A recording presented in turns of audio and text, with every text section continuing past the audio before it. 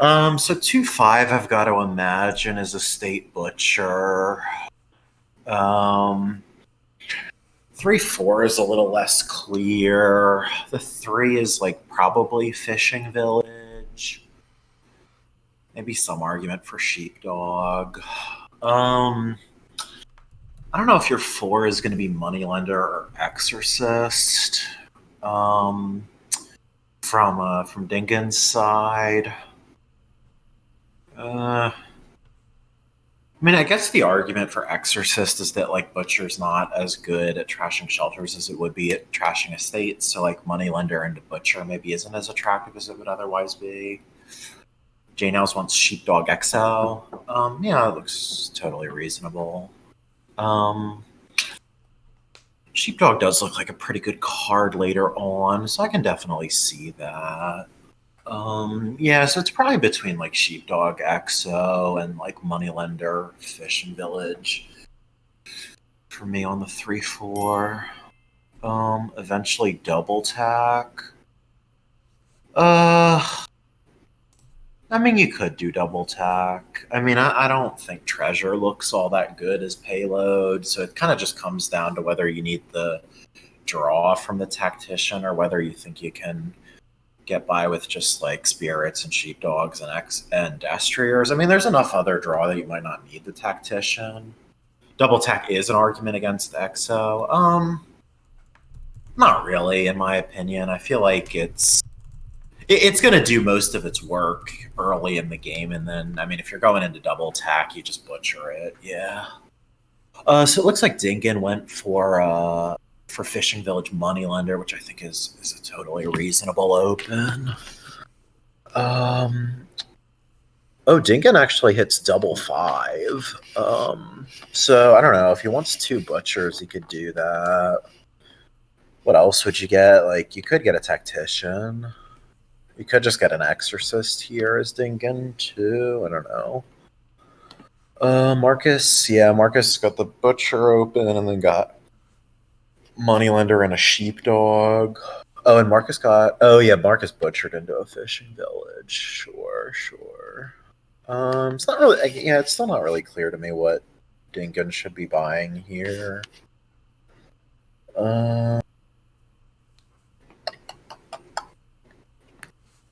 No, I think Rogue looks like pretty good on this kingdom.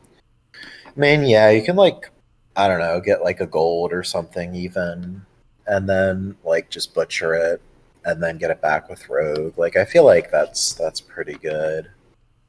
I don't know if wine merchants are ever going to be good. I mean, that and tactician are your only sources of buy, but I feel like your payload isn't really like a lot of money in buys. It's more so like a lot of gains with butcher and rogue. So yeah, I don't think buys are super important, and so I don't think wine merchant is really all that great here.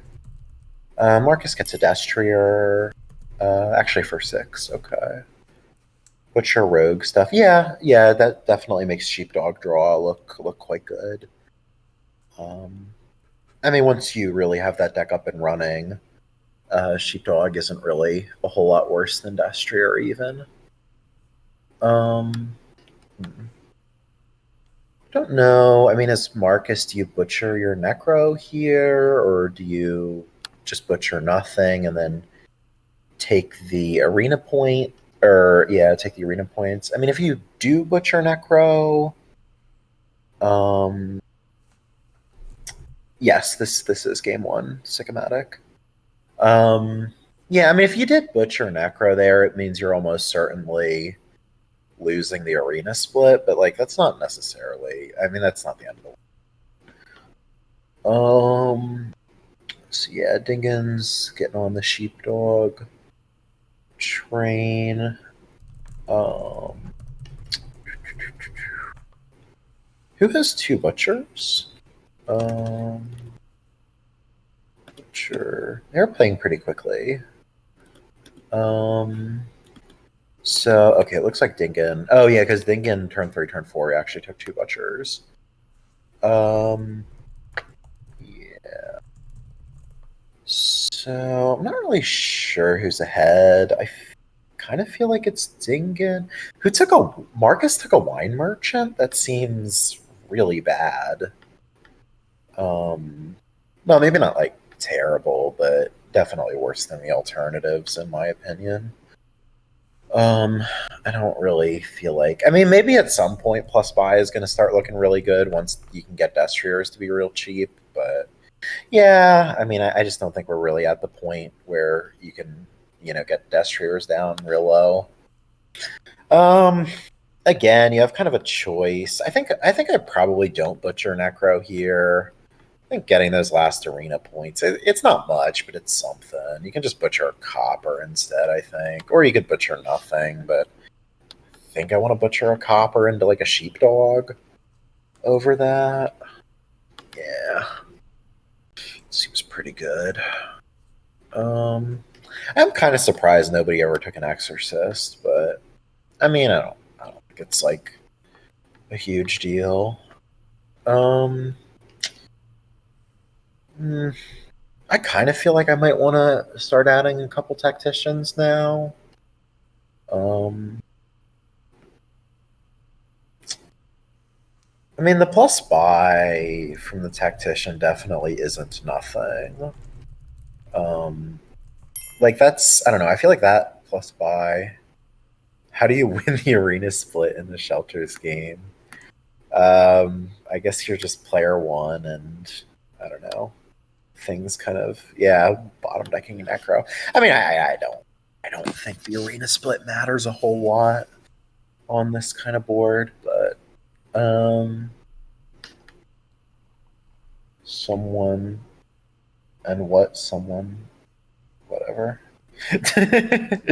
Yeah, it is kind of funny when people just don't notice it. It's kind of, I don't know, that's the kind of undo that I grant that undo, but I feel kind of annoyed by it. Yeah, what's Marcus? I'm thinking another sheepdog for Marcus. But I don't know. Oh, you actually just mill a copper. Interesting. Yeah, I feel like this wine merchant just seems just not good. I mean, I don't know. Wine merchant really is just not a good card. I don't think, and I don't think you're really desperate enough for buys to really want it here. So 2 destriers for Marcus. Okay. I was thinking like maybe destrier attack there. It's gonna be I agree, J-Nail. Like I feel like if you want plus buy, I think I would rather have tactician than have wine merchant. I mean, you're not getting any, any golds or golds or silvers anytime soon, and like most, I think, of your coppers are gone. Well, okay, I guess you do still have a number of coppers, but it's I most of your payload is going to be action cards, so I don't really feel I feel like I'd want a tactician now. Marcus could also get a second butcher. We might just get more destriers though too. I think this is going to be some 2 of like butcher, tactician, or destrier for me. Marcus just goes for 2 destriers, which does mean he has to spend an additional coffer, which I don't know. Yeah, I think Marcus seems to like really like those destriers here. I guess I assume Titan Drake is referring to the wine merchant. I mean, yeah, like it's not. It looks kind of good now, but I feel like if you would have added tactician earlier and then like more butchers and rogues and stuff, I mean, butchering destriers is okay, but like Marcus has been paying like almost full price for them. So like I feel like it's only like a good butcher target when you're like paying less than 6 for it and you're kind of cheating some additional value out of it. But yeah, I think I guess Marcus is going to get 6 destriers. So I think Marcus is probably pretty far ahead.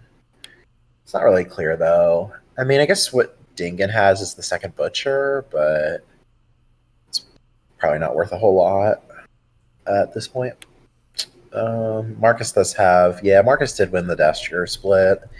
So has a bit more draw, I think, at the moment. How many sheepdog? Yeah, the arena split is... Yeah, I mean, it's not nothing, but it's less important than a lot of other things. Okay, so Dingan actually does seem to be drawing pretty well here, though. Is Dingan... I think Dingan might be thinner than Marcus. Oh, yeah. I think this is actually Dingan's last... Yeah, it's Dingan's last copper, I think, whereas Marcus still has, like, 3 coppers or something. Yeah, I think, like, looking at, like, this turn for Dingan, I don't think I really want a tactician, because I feel like it's just giving you more draw than you can realistically use. I don't know what I'm butchering here. I might butcher, like, I don't know, like moneylender into rogue, for example, and then like get the moneylender back and play it. That could be okay. Could also just butcher into another butcher. Maybe that's better. Like if you butcher the moneylender into butcher, draw it up. I don't know what Dingan's last card is. That definitely affects what we're doing here. Probably destrier. Oh yeah, I think Dingan did get 4 destriers. So in that case, you probably do want to butcher into like a do like moneylender to butcher, maybe destrier. Oh yeah. You butcher the destrier first. That's right. Assuming it's into rogue. Well, I'd think that you'd... Well, what I was thinking is you butcher into a butcher first, and then use that butcher to butcher into rogue, and then you can get one of your cards back. I don't know. Oh, actually going for tactician. Okay. Yeah, I don't think I love this, but I don't think it's like bad, like all that bad. It's probably fine. I mean, like, okay, so you just play moneylender, and then you play tack, and then you buy. It's either butcher or rogue. You need more payload for sure. 1 more 5. Yeah, with all the overdraw, I do think you could have, butchered something into... Yeah, you just butcher something into rogue, and then rogue it back, and yeah, I think that was a bit underplayed there by Dingan. But yeah, with all this draw from the tactician, you definitely have to be doing some gain and play. Yeah, that rogue looks definitely like a good buy. I mean, I think it's either rogue or butcher, and I don't think it really matters almost at all which one you take, but because I feel like you're just going to gain the other one at some point, so whatever. Marcus. Yeah, no, Marcus is not going to be attacking with rogue, so. All right. I don't know. I actually kind of like Dingan's position now. Dingan is a lot cleaner. No, I was thinking about betting on this match, but I don't think I ever did. What were the odds? I think the odds were like slightly in Marcus's favor in the... Yeah, in the end it was like 1.3 to 1 in Marcus' favor. I think initially Dingan was like pretty favored in the odds, and I was thinking about betting on Marcus, but then I got I wasn't paying much attention. I feel like Marcus could have done more with this turn. Whatever. Yeah, initially I was thinking like Marcus might have been like undervalued by the odds, but I don't know. Marcus has had some kind of rough results recently, so I don't know. The lower seed, yeah, has the majority of bets. Yeah, Marcus is a lower seed. Yeah, Marcus' ladder rating has always been like really low compared to his, like compared to his league results. You could even consider like a province here, but I don't think I would do that yet. Big bet on Dingan. All right. Yeah, honestly, that arena split is starting to look pretty good at this point. But I don't know. I mean, if Marcus doesn't score here, is there any risk of Dingan piling? I mean, I feel like you can only really gain 2 cards from the supply, or not 2 cards. You can only gain like 4 cards from the supply that are not named Butcher, I think. I think that's how that works. So Province Fishing Village for Marcus. Yeah, it looks fine. I don't know. I might have taken like a Butcher over that. Just because then when you like Butcher into the Fishing Village, you're not spending as many coffers, maybe. I think Marcus still has like 2 coppers, I think, which is like arguably an asset just because they're Butcher targets, but I don't know. Dingan's definitely going to be looking to butcher this moneylender, but I think you probably want to butcher a Destrier first so as to not waste any coffers. I might even be butchering into Province. Yeah, I might do like Destrier to Province here. I mean, Destrier to a 5 cost is like a little bit feels bad just because you're like quote unquote losing a coffer, but I don't think that's really something you should be too worried about. I feel like Dingan's probably going to want another tactician here. Yeah, I mean, you have a lot of draw. Like, you might not even need the tack to draw, but I don't know. I mean, psychologically, I feel like if you got tack last turn, you're going to want another one. Yeah, and I mean, having like all this draw is pretty nice. I think it makes sense. All right, so you're going to get the Destrier back, which makes a lot of sense. And so you're probably butchering into... Well, you're definitely butchering this moneylender and then like something else. You're going to take attack and then maybe take another rogue. Seems okay. Yeah, moneylender to rogue. Well, I might do Destrier to rogue first. Yeah, actually, if you're going to do that, you should have done it before you played the rogue, so you don't have to spend a coffers. Can regain the moneylender with rogue. Sure, butchered into attack. Well, yeah, but why do I want to regain them? I would rather be regaining the Destrier, is what I'm saying. It's only...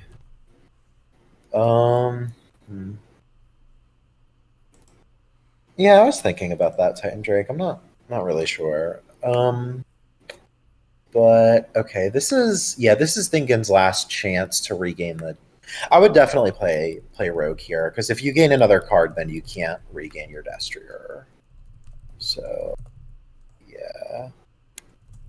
1 gold. Yeah, I could see 1 gold just as a dummy 6 cost. Yeah. So we're butchering moneylender into the tactician. This makes a lot of sense. Sure. And then you discard here. I mean, I kind of want like... Okay, well, I was thinking I wanted like Fishing Village and either Rogue or Butcher, but you'd have to check to see if that's safe. Marcus has 2 Butchers. So I think it would be Fishing Village Rogue if you were doing something like that. So it's like gold and a 5. Seeing the 11, I was more anticipating Province and Fishing Village, but 3s are so low. Yeah, I don't know how worried Dingan needs to be about 5 sheepdogs from Marcus. I mean, Marcus has 2 buy. Yeah, he only has like 4 gains, basically. Or, like, he can only gain 4 cards from the supply, which are not named Butcher. Um, yeah, that's how that works. Or I guess not named Butcher or Wine Merchant. Although I guess he. Is there any risk of Marcus piling Butcher? That's not so clear. Okay, so Dingan is actually undoing that coffer spend. Province copper. I don't know why I'd want a copper here. Um, yeah, I don't know. I feel like taking that last fishing village seems a little dicey. Um,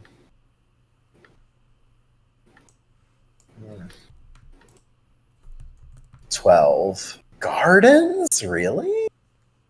That's like wait, that's a 1 point gardens. I mean it's I don't know. Now it's 2. Yeah, okay. But still, spending all those coffers for that gardens, and it doesn't even give you a points lead. Oh, geez, that seems terrible. Like, why would you spend 4 coffers for that? That just seems really bad. I don't know. Yeah, I don't know what the thought process was behind that. I would have much rather just buy province and keep my coffers than do that.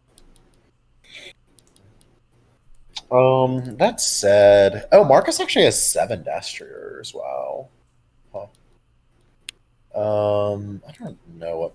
Well, Marcus definitely has another butcher. Yeah.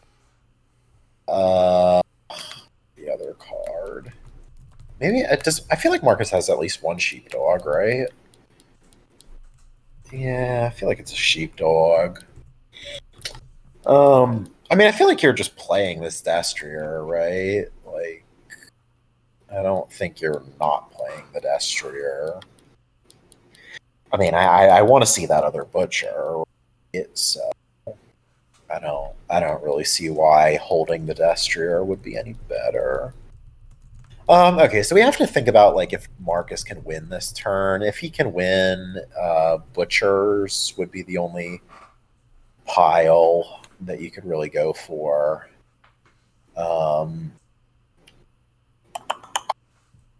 I feel like Marcus can pile butchers here. Yeah, I think so. We have 2 buys, so we need a butcher into 4 butchers.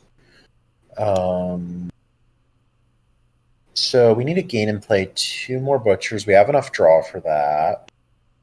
Uh-huh. And then the only other concern would be like money. So we can butcher moneylender and rogue. If we butcher moneylender rogue, then how much? Yeah, I think that wins. I'm pretty confident that wins.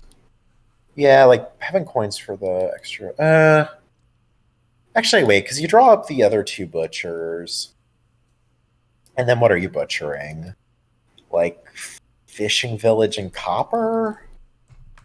Yeah, I guess that works. I think so. I'm still not sure. Yeah, I mean, if there is a win, it would be butchering moneylender and rogue into 2 butchers, draw them up with sheepdog, then butcher fishing village copper. Yeah, butcher fishing village copper into 2 more butchers, or butcher fishing village, and then buy the last 2 cards.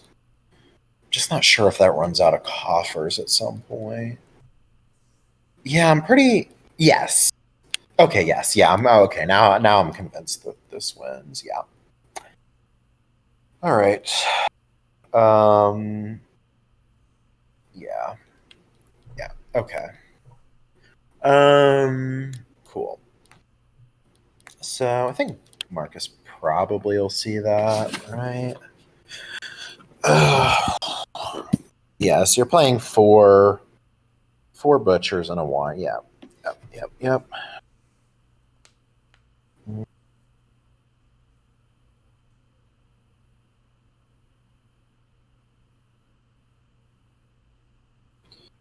don't know how good Marcus generally is about finding these kinds of things. I feel like he should be able to find this. I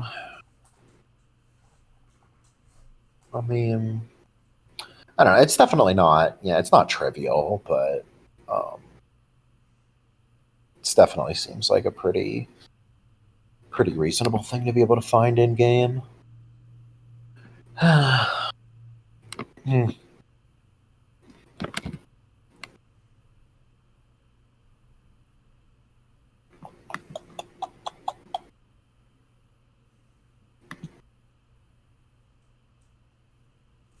Yeah, okay, so it looks like Marcus sees it. Yep.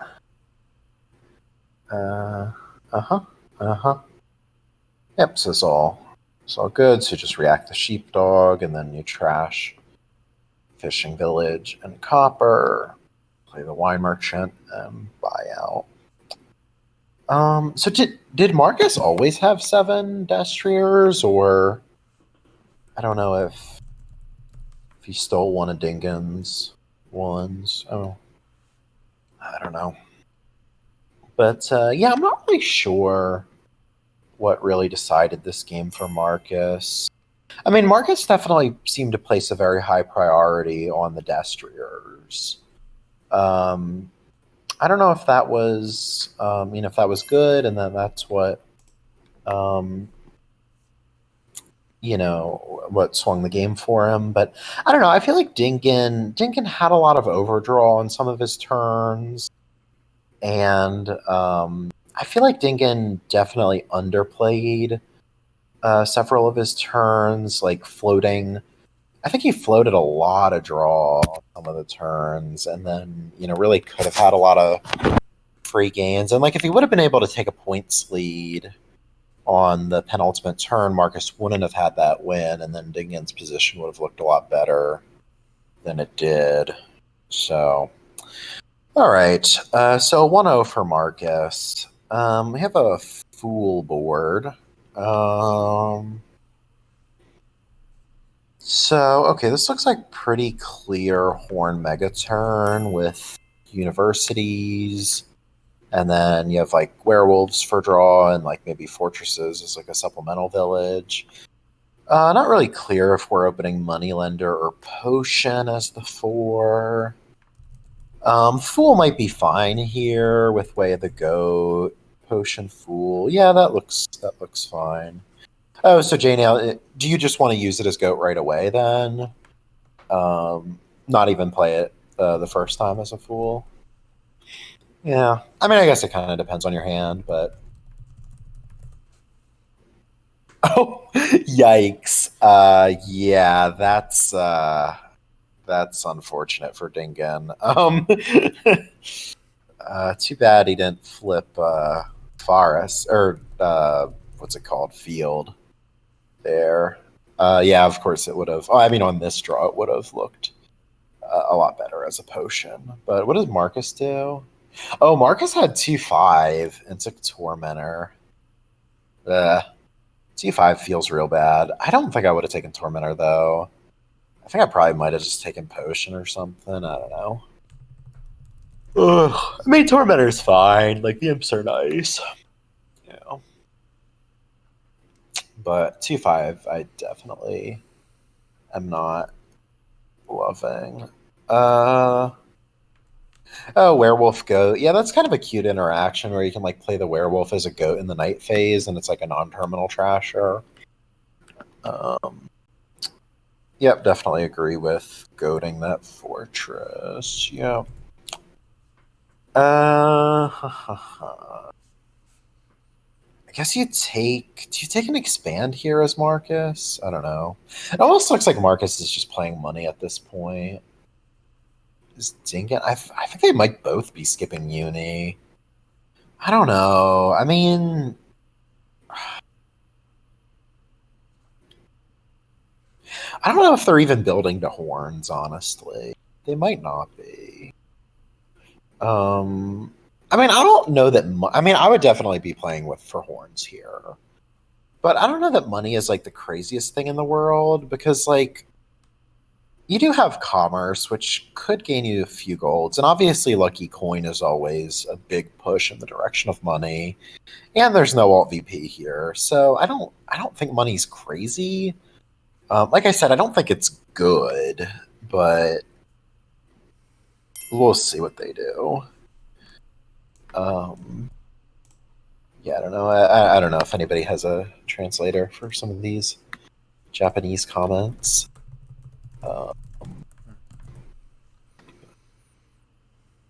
Is silver a curse? Well, it kind of depends on. Oh, okay. Thanks. Yeah. I mean, yeah. If you're playing for horns, you don't want to take too many.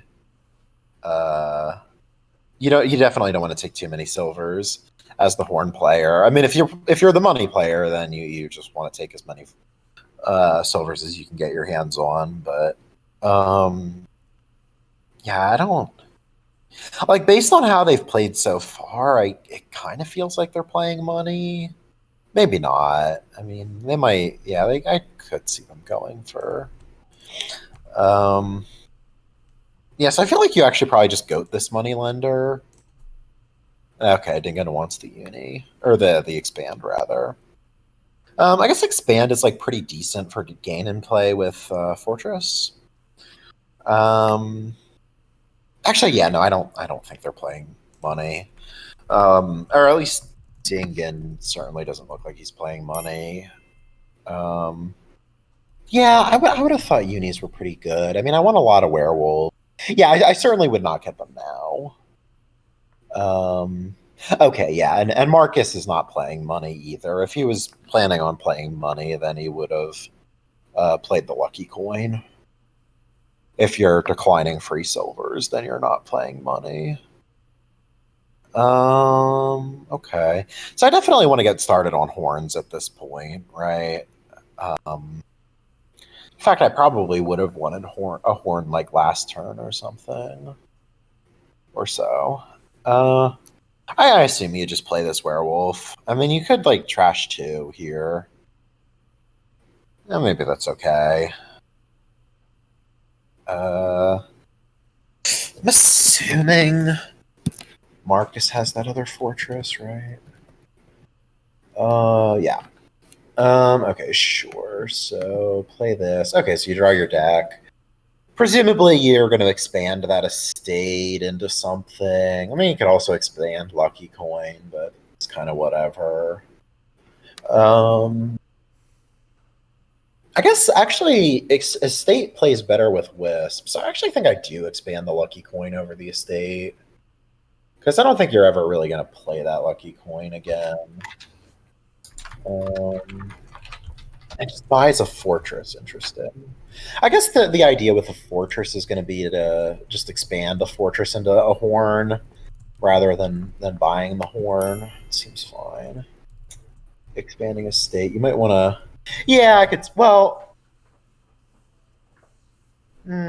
yeah, I can see that, but like, I feel like at that point, you would rather just be expanding a fortress. Like, you're probably going to have Lucky Coin trashed by that point anyway. Interesting. Okay. Yeah, I feel like I don't know. I feel like Dingan. Oh, that was a pretty sad turn for Dingan. To be fair, not drawing the werewolves. I mean, I think Dingan is still. Yeah, I think Dingan is still miles ahead at this point. Because yeah, I mean, Dingan has more draw. Well, actually, I don't know. Maybe that's not so clear.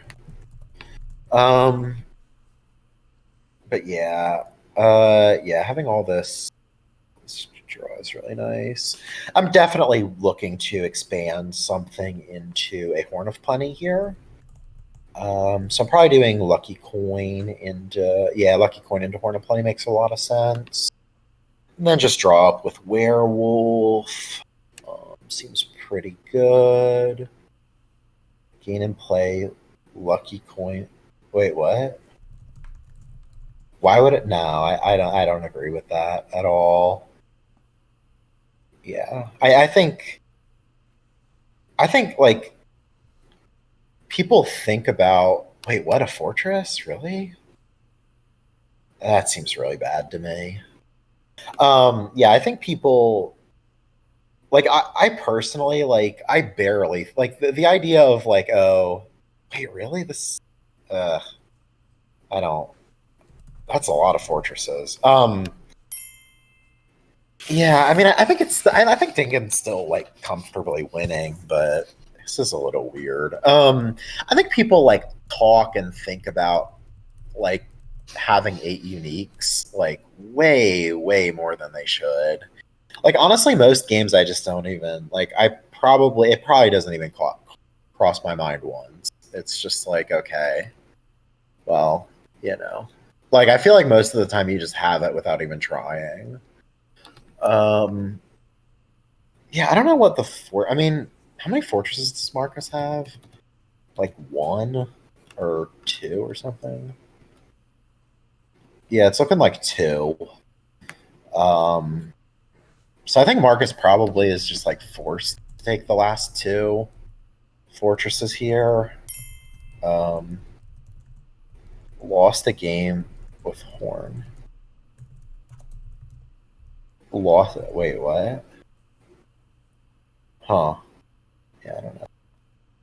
Marcus get uni just for the Necropolis. That's pretty funny. Yeah, I think as Marcus, you're kind of forced to take two fortresses there. I mean, I feel like having fewer than fewer than four fortresses seems pretty bad. But yeah, I feel like Dingan has underplayed his position a bit. But yeah, I don't know. Pillage time. I mean, you could take a pillage here. I don't think it's what I would do. It would definitely hurt, but I don't think it's worth taking over like a horn or whatever. Having to yeah, you got Winds Hex and Mountains Hex and Sun do nothing. Still has no yeah, not like it's turn 12 and they have no horns. Like, why are there 10 horns in the supply? Like, I probably would have gained one like turn 7 or something. Man. But yeah, I mean, Dingan should absolutely gain and play a horn here, no question. It's like expand, except it's not terminal. Like, that's great. You know, thinks those are royal seals. Well, that would certainly explain it. Although if those were royal seals, I think he would just be playing money here. Hmm.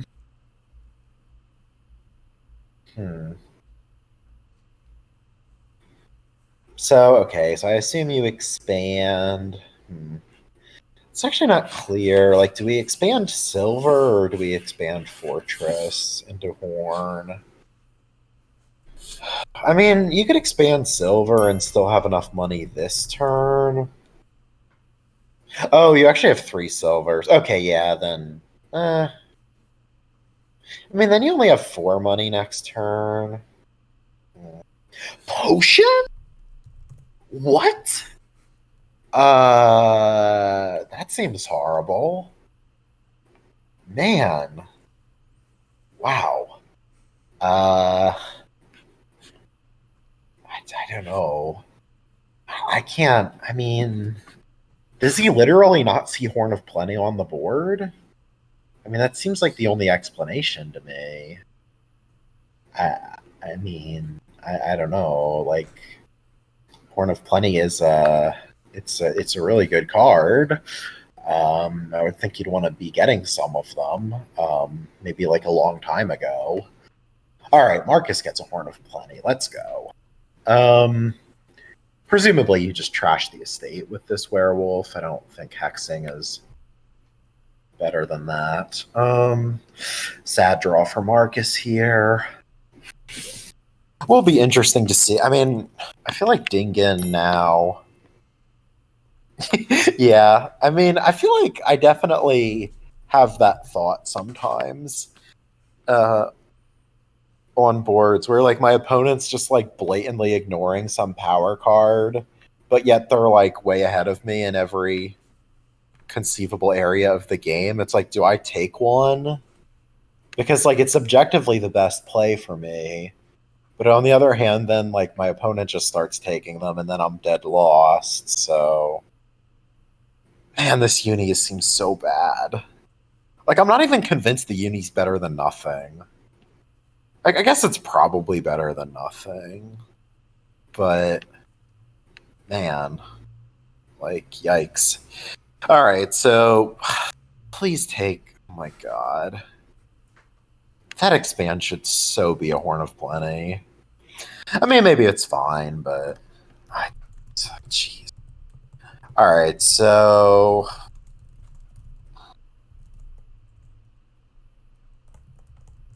what can expand do? Well, expand can gain stuff mid-turn, right? So like I can expand a fortress into a horn and then play the horn mid-turn, right? But I mean, I already have 2 expands. I don't.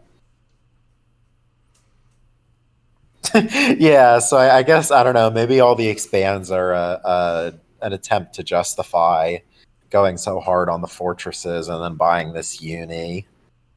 Yeah. Guess.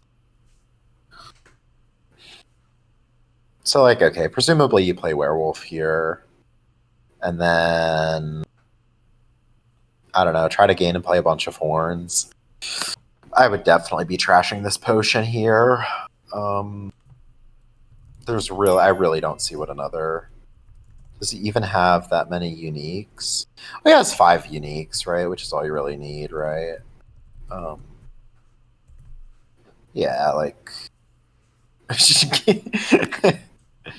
potion is a unique. Well, hopefully it's going to be in the trash pretty soon, but we'll see about that. All right, so I mean, you could definitely like. I guess the like upside. Oh my god! Please don't buy commerce. That'd be so bad. I guess the upside to uni is it makes it pretty easy to just like play a pillage every turn. Which could be honestly like I could definitely like throw Marcus for a loop. Deny werewolf. Like we're keeping fool. Yeah, trashing the fool seems fine. Why is that werewolf not a Horn of Plenty?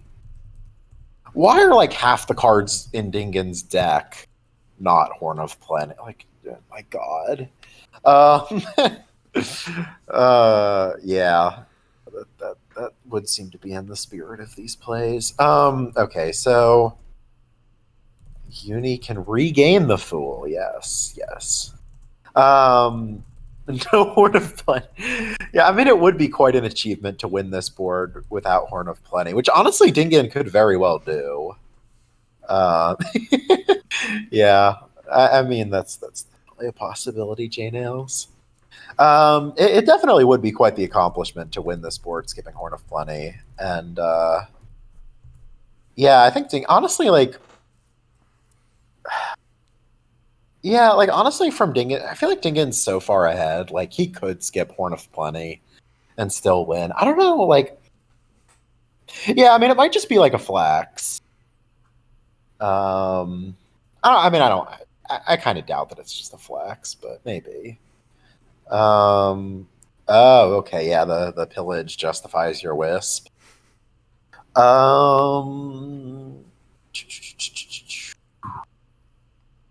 I don't know where it went so horribly wrong for Marcus. I mean, I felt like Dingan just got cleaner a lot faster. I definitely was not happy with the 5-2. And I was suggesting you just open with a 4 over the Tormentor that Marcus took. Yeah, that's pretty funny too, because Dingan, on turn 3 drew the Moneylender without a copper, which is pretty sad. I mean, then again, I feel like that, like, it's really sad when it happens, but I feel like it's easy to like over exaggerate how bad that is. Like, it's not really that much worse than like it just missing, right? Oh yeah, and then it got to trigger because of the wind. Yeah, it's not that bad. All right, so we're gonna expand. I don't know why we're expanding Fortress over. Yes, Horn of Plenty, thank you. Presumably you discard Imp here. No, discards Fortress. Yeah, it's fine too, I guess. Honestly, I would probably be playing one of these werewolves as a goat on the potion. But, I don't know. Yeah, I mean, if you were going to do that, you really would have just expanded it over Fortress, right? Is he buying another university here? That seems so bad. Hey, Smith, what do I think of this potion? Yeah, that is an excellent question, Hip6. I certainly have not expressed any opinions about that so far. Wait, what? Gains a duchy. My God. Wow.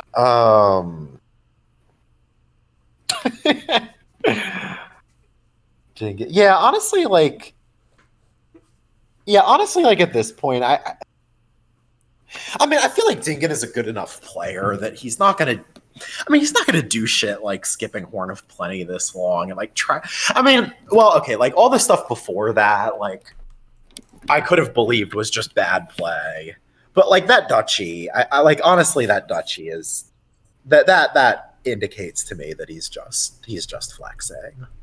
Like I don't think Dingan.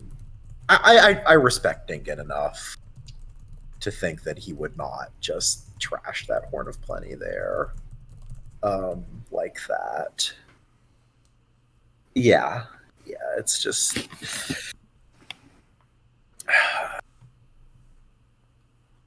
I can't imagine Dingan actually thinks these are the best plays. It's just, I think it's just him saying he's so far ahead and Marcus really should have resigned a long time ago. Yeah. Man, commerce seems so bad. Okay, Marcus is going to resign. Yeah, I don't really know what caused that to go the way that it did. I definitely feel like, yeah, like Marcus still had like four coppers with the at the end of the game. So yeah, Marcus just took a lot longer to get clean. I guess did Marcus ever? Marcus did get a money letter eventually. I mean, that is like one of those situations where you're like, I mean, you're dead lost, but then you like see your opponent doing like really stupid shit, and then you like feel like you like shouldn't resign just because of all these bad plays your opponent's making. But sometimes it just doesn't matter. Okay, so we have a peasant board. Soldier looks fantastic as payload. Plan peasant, doesn't seem very good. Potion peasant could definitely be okay. Marcus must have been making bad plays as well. Yeah, I mean, I didn't love the Tormentor open. I hadn't been paying much attention to Marcus, though. I mean, I feel like it's generally easier to focus on player one. Yeah, I think I'm definitely opening peasant. What else am I opening? I feel like potion is definitely a solid option. If you gained the soldier, then I'd be all over slay peasant, but unlike hermit, that is not a thing. Okay, so Marcus does do the plan peasant open. I mean, I don't think it's terrible or anything, but yeah, soldiers definitely look amazing here. Just like 3 good kingdom attack cards, you know. Okay, so it looks like Dingan is gonna follow on this.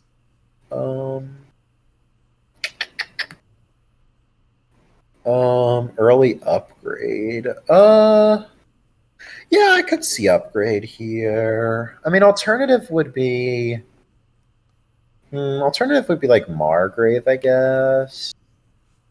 But then you're probably over terminaled, given that you're not hitting 4 next turn.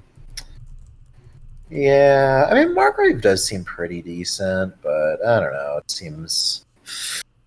Yeah, if we're not getting the village with it. Not potion now. I don't think I'm too worried about take. I think I'd rather have the upgrade. Well, I don't know. If you're going to take a peasant next turn, then maybe you take a potion here. Takes a hideout. Yeah, I don't hate that either. I mean, like, the thing is, like, you're already trashing. I mean, I'm assuming Marcus buys another peasant here. Maybe not. But yeah, like, if you're going to do that, you only have one more estate. And yeah, like, on this shuffle, for example, hideout looks a lot better than upgrade. So I'm assuming Marcus just buys potion now. Could have trashed copper. Wait, what? Oh, with yeah, I don't like that. I feel like the let me trash copper over estate so that I can get more benefit out of trashing the estate later. I feel like those kind of plans tend not to be good in my opinion. Yeah, I would definitely just take a potion now. Early game payload. Well, I want to get a Margrave pretty soon, right? I mean, yeah. Gonna have to discard something here. It's kind of awkward for Dingan. Not really sure what you trash. I mean, if you're trashing the... Yeah, I feel like this would signal Margrave. I don't see why else you would do that. I don't agree with that at all. I mean, if you're taking upgrade, like, why is upgrade better than hideout for your deck? And if you're taking hideout, why would you trash estate over copper? Yeah, so I just don't agree with that play at all from Dingan. So what did Marcus? Marcus didn't take the potion last turn, huh? Yeah, I guess wanted to trash. I mean, I think it's fine as long as you just take the potion now. Yeah. I guess the risk with this line was that if you're hideout bottom decks, then you don't get to do this. But yeah, it all worked out for Marcus. I would assume Dingan gets the potion now. Yeah. Looking like he's thinking about peasant. Yeah, I don't know. Dingan's upgrade just looks so silly. Like, what is it even doing?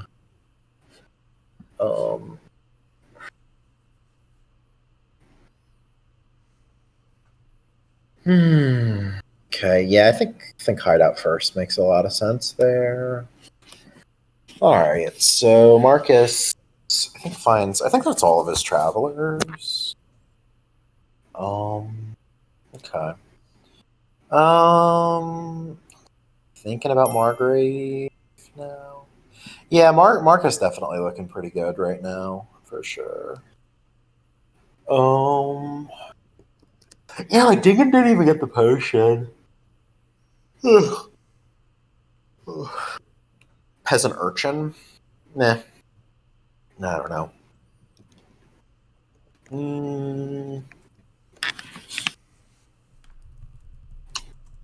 I mean, I guess that's fine. Okay, that's what he does. Peasant slay. Urchins are going to be the main source of economy. Well, I mean, urchins and pools and Margraves. I don't know how many Margraves you get. I mean, maybe just one. But all right, so pretty obvious scrying pool buy. What's this last card?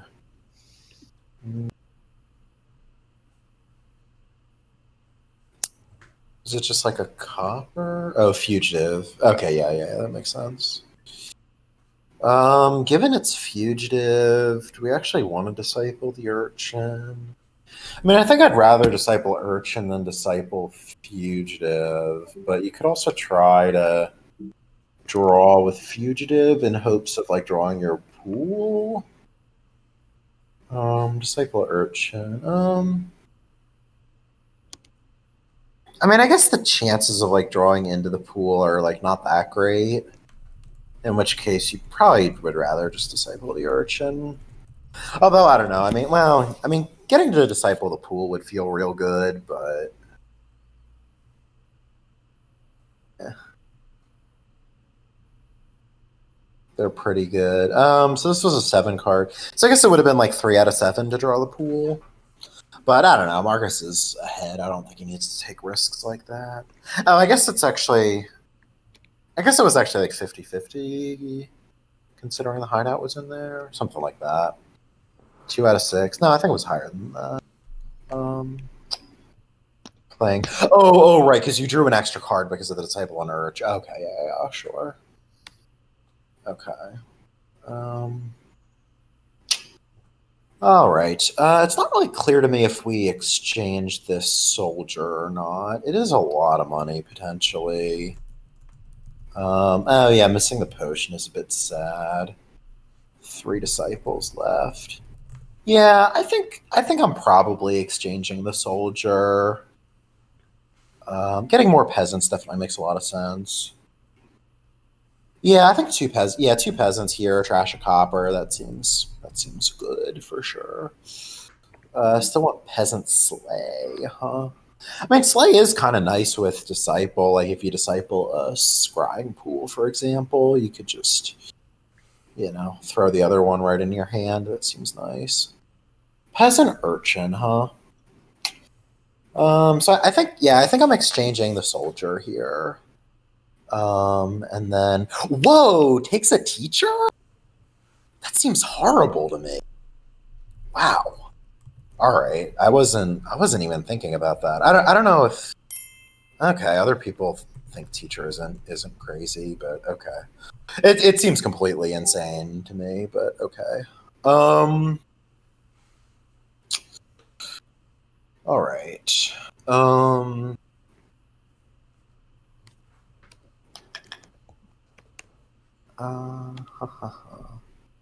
Villages plus card on pool. What the hell is that doing? I mean, your deck is just okay. Yeah. All right. It's hard to tell sometimes, Topher. Plus card. Yeah, plus card doesn't matter at all. I mean, maybe you're gonna like teacher or like plus act. Okay, Dingan just resigns. Sure.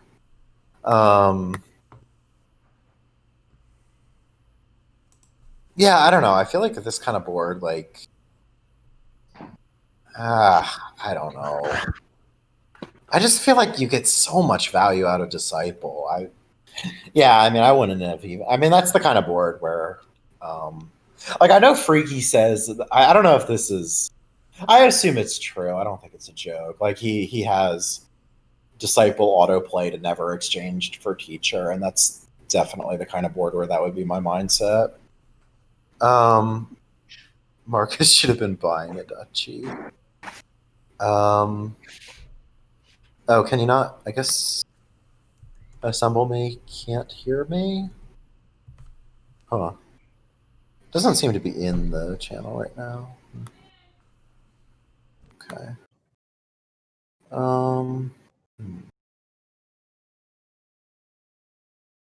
Yeah. Okay. All right. So the other people can hear me. Okay. Another peasant board. This seems like a teacher board. That's not clear to me. I mean, what do you need teacher for? Like, you have draw, you have, well, you have villages. I mean, you have Coin of the Realm. You have Bustling Village, maybe. I don't know if Bustle gets revealed or not, but Diplo, yeah, Diplo. I don't feel like Diplo is going to be an effective village, given I think we're going to play with dens. I don't know. I mean, I could imagine taking teacher on this board. It's I'd have to kind of assess the situation once we get to that point, but action on inventor. I mean, maybe. Again, it really just depends what your deck looks like when you're kind of first faced with that decision, but we'll see. We'll see what it looks like. What do you open here? It's really not clear. I feel like for Dingan split, looks pretty nice, right? Like, you can get a peasant without a curse, and then your 4... I don't know, your 4 could be like inventor, maybe? I don't know what else you would do.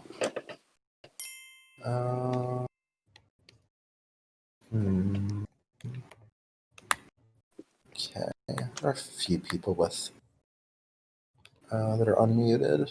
But whatever.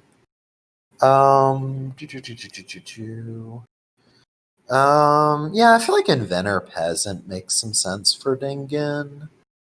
I don't know what I'm doing as Marcus.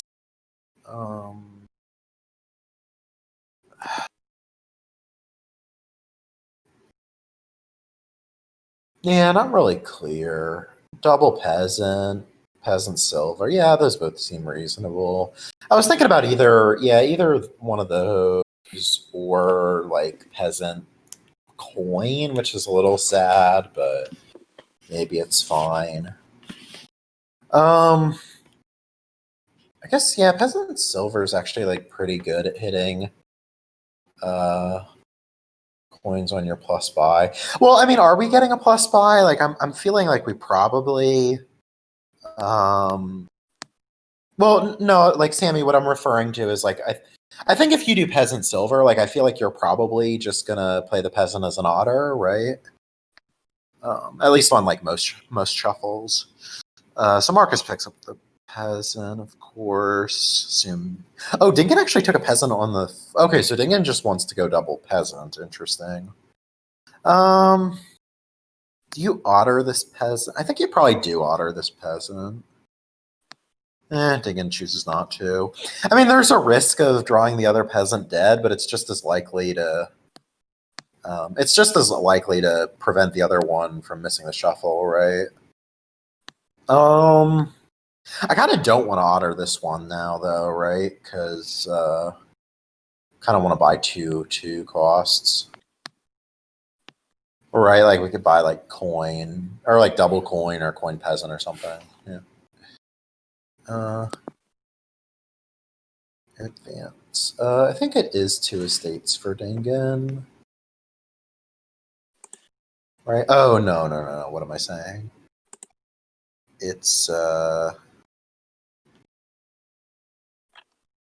huh. Okay, yeah, estate copper.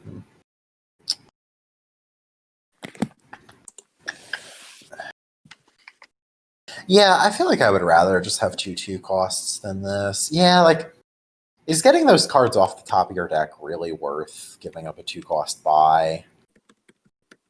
Well, maybe. I mean, this makes it a lot less likely that one of your soldiers miss. Well, it's like, well, I mean, yes, but you have 2 soldiers, right? It's like pretty even if you do top deck the bad cards, it's pretty unlikely that they both miss. And with only 1 coin, okay, yes. Well, I don't know. This draw looks good, I guess.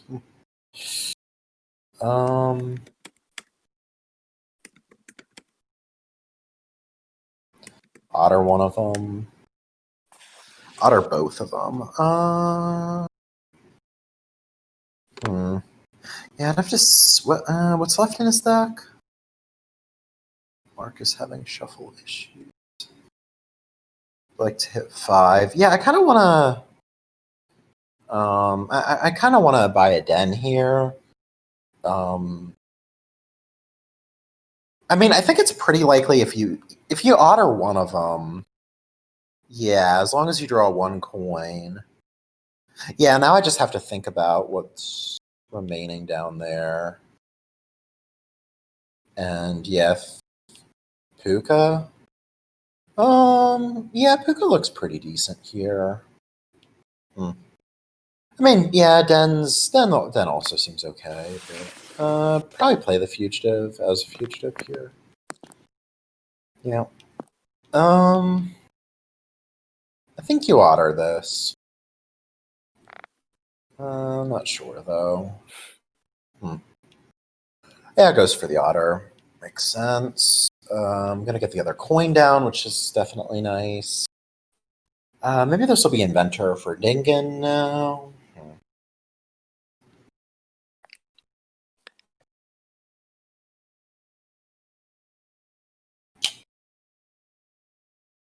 Yeah, it's looking like it's looking like Dingan's getting 2 disciples before Marcus is getting any, which is pretty big yikes for Marcus. Well,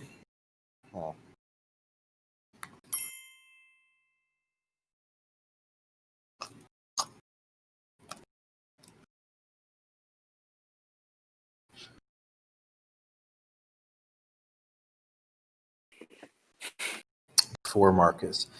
Oh, yikes. Marcus doesn't even have a fugitive? My God. That's terrible.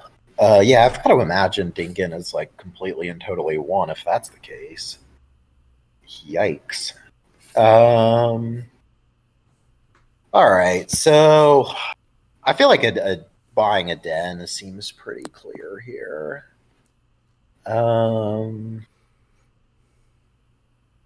I guess bustling village is never happening here, so no, yeah. I mean, I think probably inventor is the thing I'm looking to disciple. So yeah, gain another inventor, and then yeah, surely you buy a den here.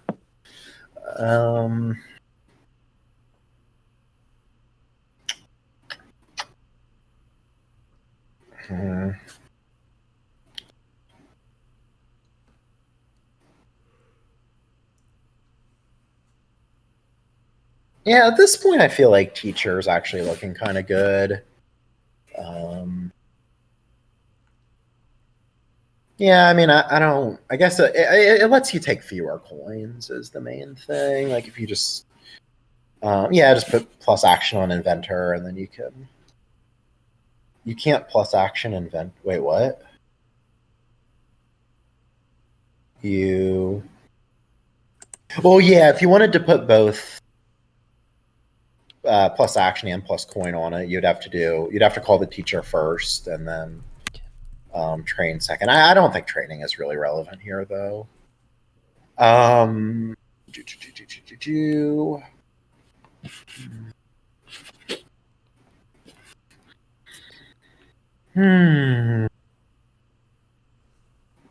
think Marcus could probably resign here, and I don't think it would be unreasonable at all. Okay.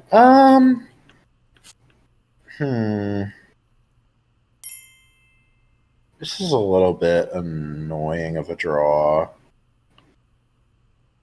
You are going to disciple the soldier, of course, playing it as otter. Presumably play it as otter again. Okay. So this is fine. You just play the puka, and then you're going to disciple an inventor.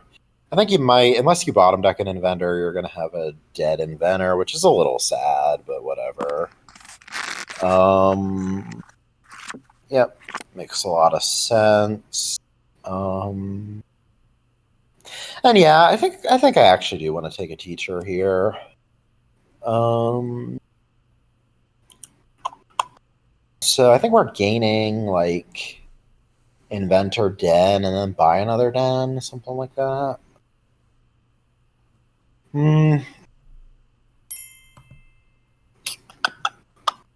Coin den, buy den.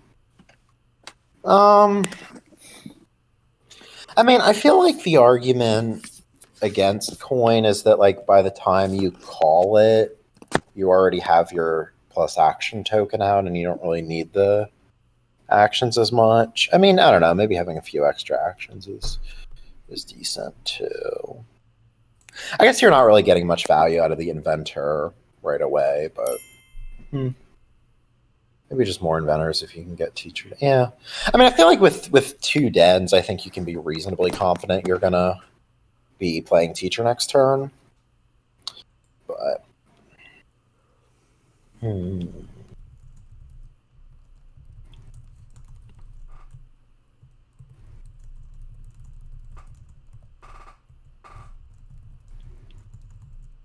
settlers. Interesting.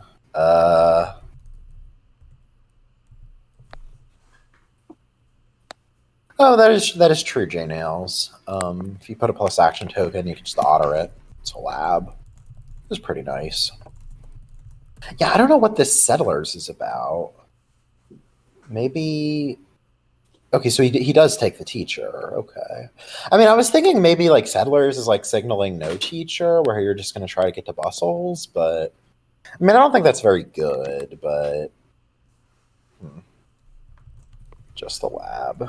Yeah, I mean, it's definitely not very exciting. Yeah, I mean, Marcus is getting 2 inventors here, which, yeah, I mean, I guess I think I can see the argument for that, E Honda. Like, okay, I mean, I feel like at least in the very short term, Inventor and Coin of the Realm are both bad cards for your deck. But yeah, I mean, Settlers is like clearly better than nothing. Mm.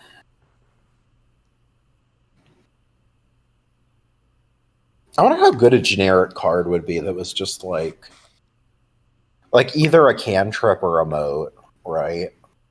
I feel like a card would be like kind of decent at 2. Actually, like, yeah, I mean, yeah, I feel like that'd be a pretty good card at 2. I don't know. All right, so Marcus just gonna grab a bunch of dens, which makes a lot of sense. We have such a card. Well, yeah, in this game we do.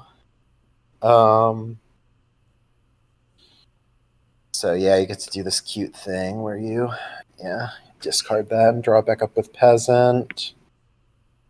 You're actually gonna disciple the Settlers. Interesting. Oh, kind of makes sense. Yeah, it is a bit like Pawn. If Pawn could pick card twice.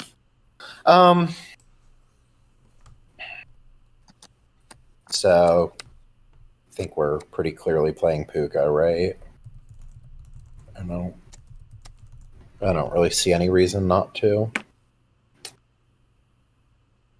The teacher. Oh, yeah, it does not. Yeah, I really don't see any reason not to play this Puka. 入ってない。入る。 Yeah, I mean, it's not like, presumably we're calling this coin, right? In which case we don't really need that extra action. Yeah, I mean, the Puka is pretty likely to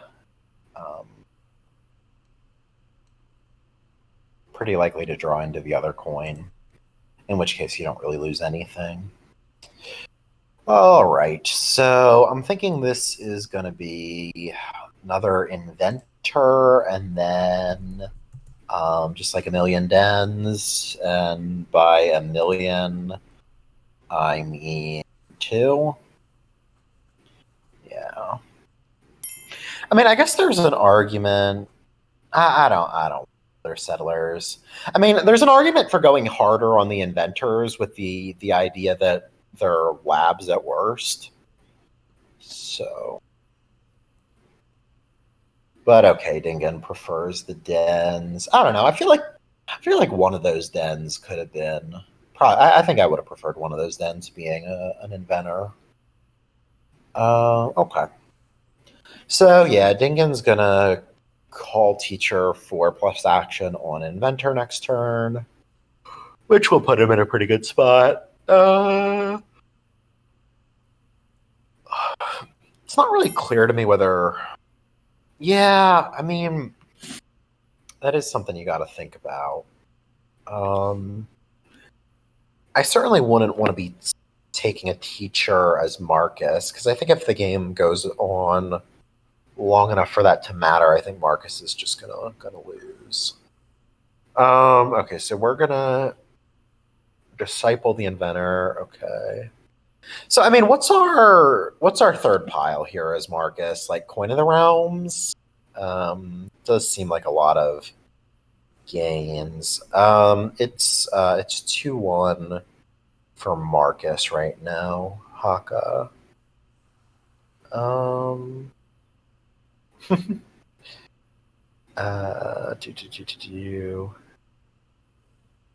Yeah.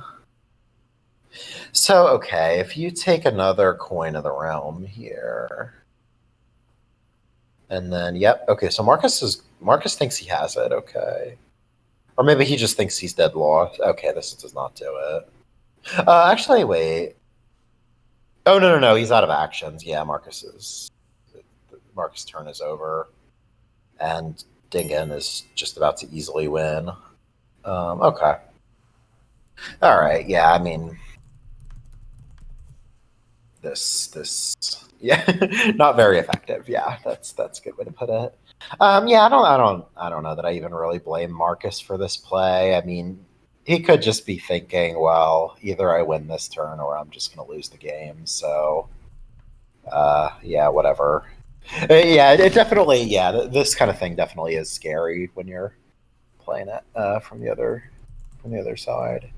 Yeah, I mean, Dingan. Yeah, 3 dens coming in, teacher on the mat, coin down. I mean, you know. Dud is looking very unlikely. I don't know what you even buy here as Marcus. I mean, could buy like I don't even know, like a diplomat, black curse. Probably not much worse than anything else.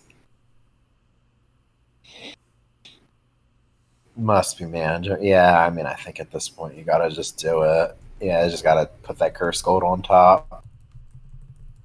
Hmm.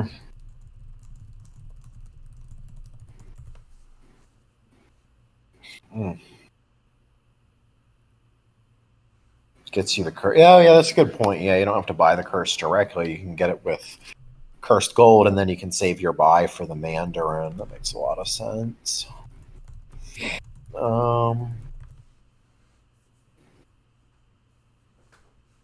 Yeah, I don't know. I don't know. I feel like it sometimes it bothers me when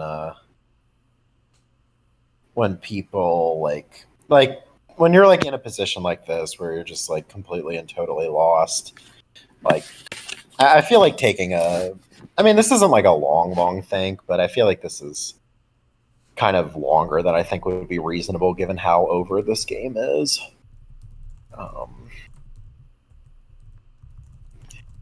Reevaluating his life.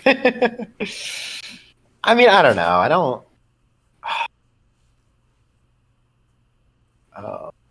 Maybe the resign button. Yeah. I mean, I don't know. I think /resign is definitely also an option if the resign button's not doing the trick.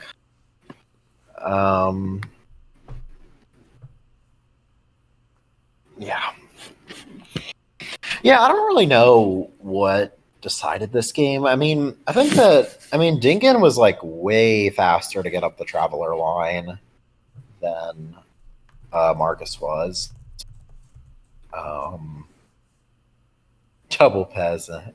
Yeah, I mean, Dingan did get the non-collision of the double peasant open, which, yeah, Marcus did. Yeah, peasant coin, which is a much kind of lower variance open. Oh, and then Marcus peasant missed the first shuffle. That'll do it. In hand, I don't think it's quite in hand, but I mean, it's easily winning for sure. Plus buy on inventor. Yeah, that's also an option. Yeah, that's maybe the most straightforward. Oh, actually, maybe it is win in hand if you do that, because if you play an inventor, disciple an inventor, you get like 3 inventor plays, you can gain 3 coins like that, and then you have like 4 buy. Yeah, okay, that wins. Win on Matt. Yeah. Okay, so there's a million ways to win here, and I can't imagine Dingan not finding any of them. So, this looks like 2-2 then. It's like a good time to buy Duchy. Yeah. Yeah, start trying to optimize for the most style points. Or maybe trying to optimize for the most victory points. I don't know. I don't know if there was... I don't know if those two things are correlated or not. Yeah, it goes plus buy on Inventor, and then, yeah, this will just easily win. Yeah, cool. Do you even need to play the other...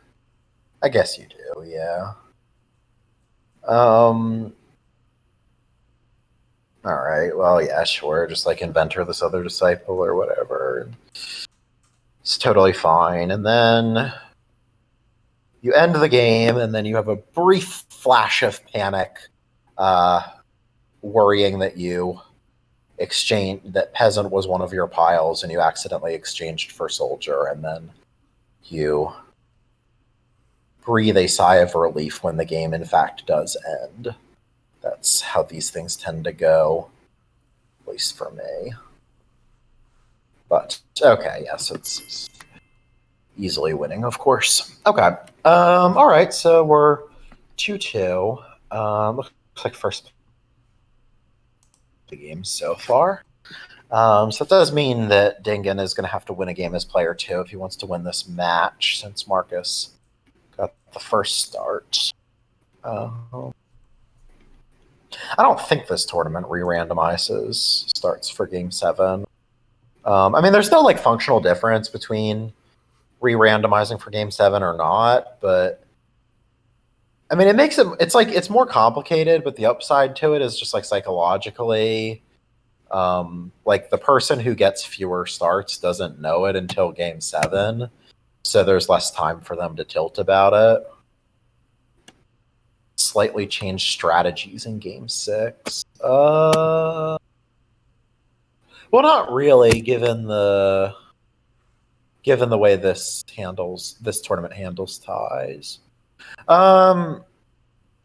Yeah, so Assemble Me points out that we don't have any plus buy here. We do have Falconer, though, and we also have Wild Hunt, which can score some points. Okay. Would be just try to win. Yeah, I mean, wins are always better than losses. The only thing that match position really affects is how valuable a tie is. Marcus has 5-2 and takes the Apprentice, definitely. Seems pretty reasonable. I'd at least be thinking about Falconer. I mean, if you draw like a hand like Falconer 4 coppers, you're pretty happy to just like... you're pretty happy to just like get a hostility, discard a whole bunch of coppers, and then discard the hostility to arena.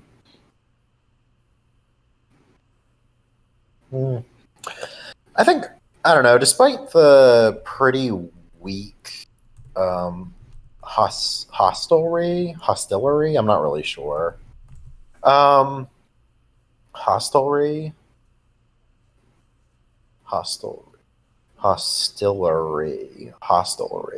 Okay. All right. Sounds like people are saying it's hostelry. Yeah, hostelry. Okay. Whatever. Yeah, I mean, Falconer did look like pretty nice open. I don't know. I mean, I feel like this... I mean, given the limited buys, like the arena points could definitely be relevant, and Falconer is a good way to get them. And despite the weak copper trashing, I don't think I want Apothecary here, given the lack of plus buy. I guess copper trashing is not that bad, given Goat. Oh, wait. How silly is opening Noble Brigand here? Like, it's really silly, right? I mean, is it even that bad? Because it means Marcus is, like, pretty likely $2. Well, I mean, the argument for it would be that it makes it kind of likely that Marcus Apprentice fails to collide with a state. Well, you could just flip the Apprentice. Yeah, I mean, not even odds on to do that. Yeah, okay, yeah, that's bad. Well, I mean, the idea with Brigand is it would mostly just be a goat for most of the game. Yeah, okay, that's bad. So Dingan opens silver settlers. That's fine. I almost wonder about just like I almost wonder about like opening menagerie over settlers. Because like the first few times, like I feel like by the time that you start playing that card as not goat, you'd rather have menagerie. Menageriller.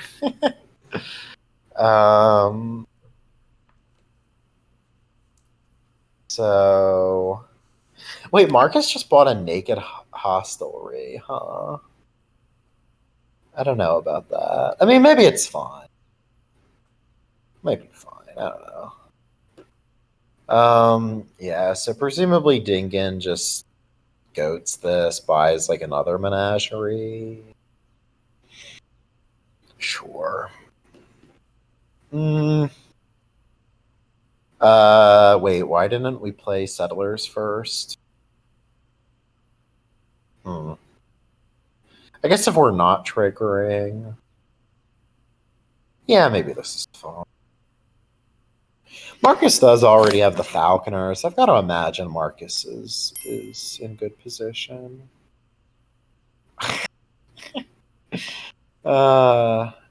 Trigger, I think is how I'm going to start pronouncing that. If it annoys spec chat, I'm all for it. Trigillery, yeah, makes sense. Just needs to buy a Falconeer now. All right. So as Dingan, I think you probably... Yeah, with Dingan's next hand, you probably trash Copper to Apprentice to get the...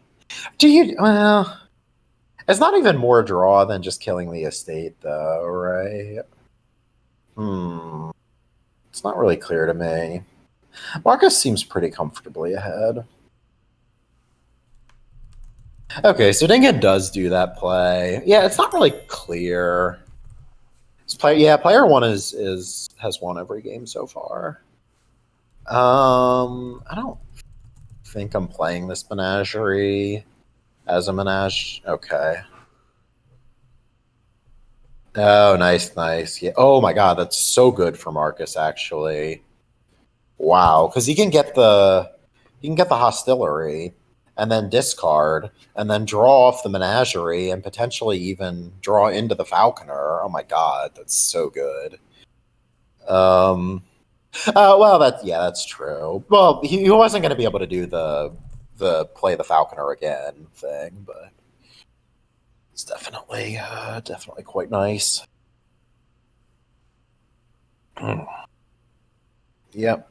So discard both of them for sure. Yep. Get this. Nice. Do you kill the hostelry here? I don't know. I actually have been pronouncing that card hostelry since release.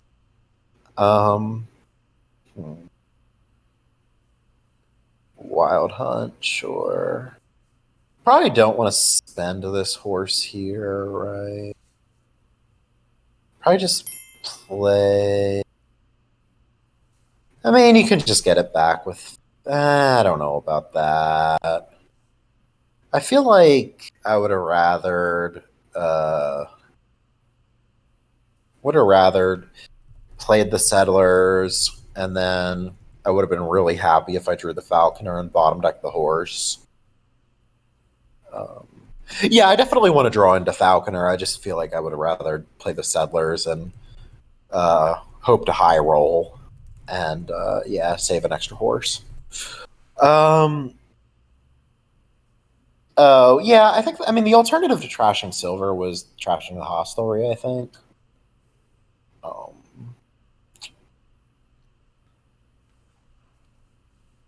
I mean the hostelry drew a silver, so I feel like you should have trashed the hostelry, because if that hostelry drew like a copper, then you were just really sad.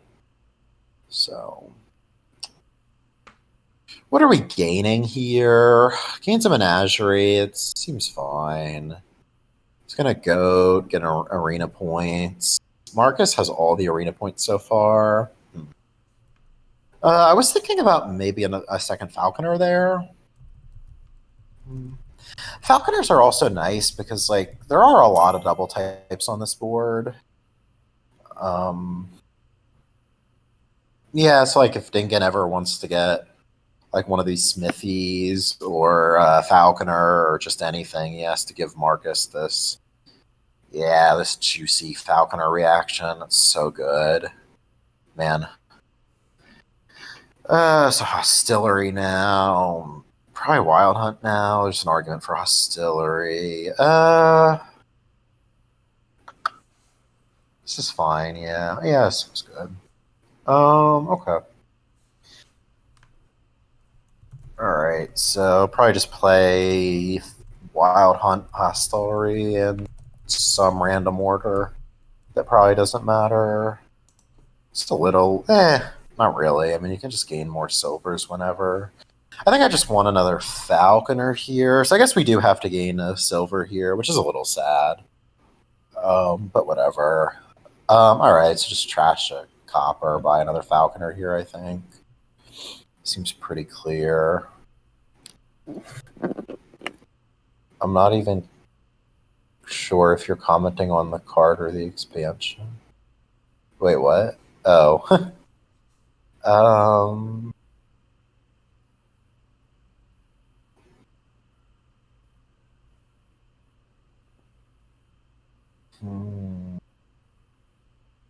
Oh, so Marcus just buys more Wild Hunts. Not really interested in more Falconer, huh?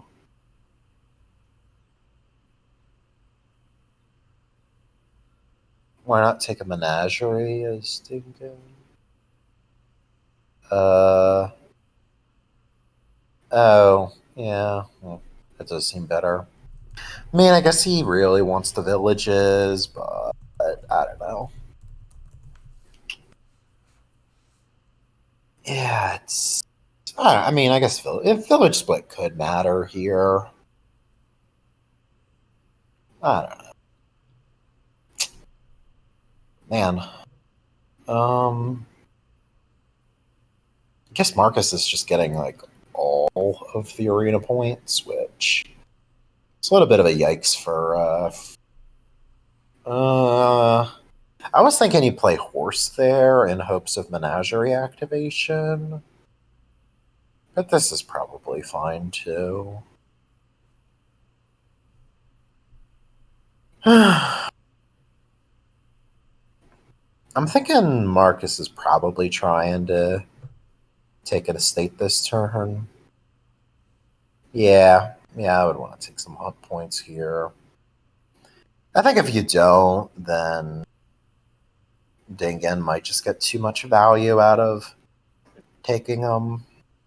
And you can trash the curse pretty easily, so you're not losing very much.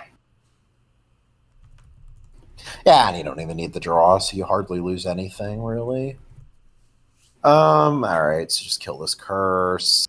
And then...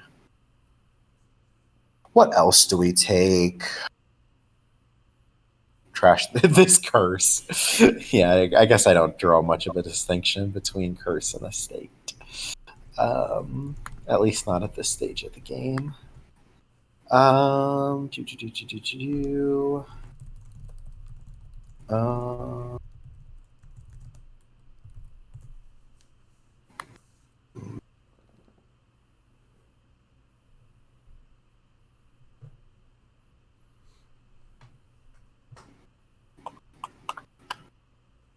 Turn was underplayed.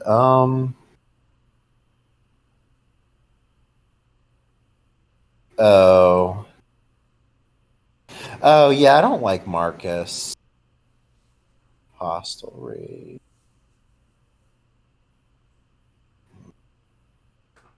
Yeah, I mean, I feel like the draw is like... I feel like Marcus has plenty of draw, right?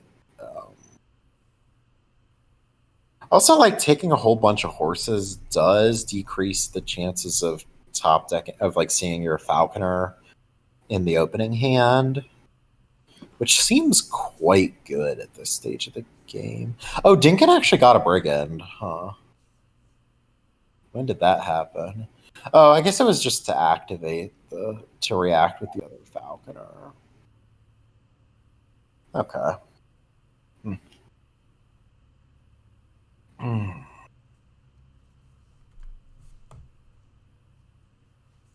All right, that OP copper junking.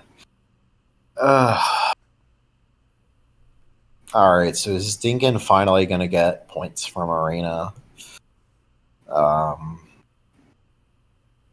Or is the split going to go 12-0? No, he's going to take those Arena points. All right. Pick up silver.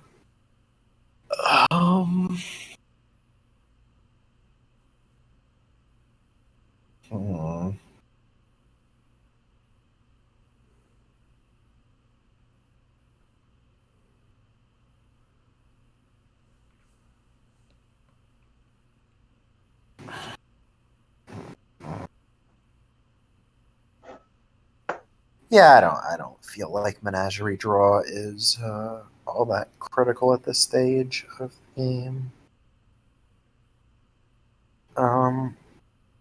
Yeah, like this is kind of why I didn't like the hostile rebuy.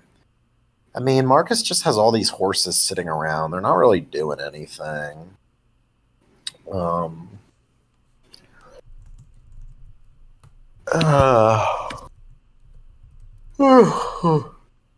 So you do have to wonder how soon we're going to be interested in provinces.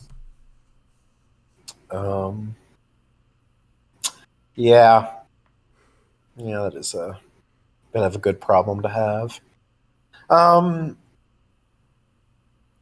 Yeah, I don't know how soon provinces are going to become relevant. I certainly don't think I want a province this turn. I think probably next turn is when I'm looking to provinces, Marcus. Yeah, definitely be taking these points, I'd say.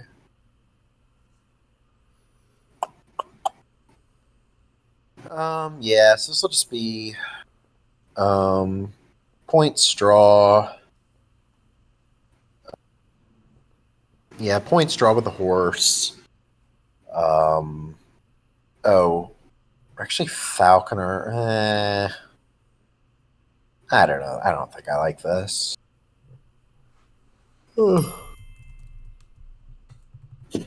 Buy gold.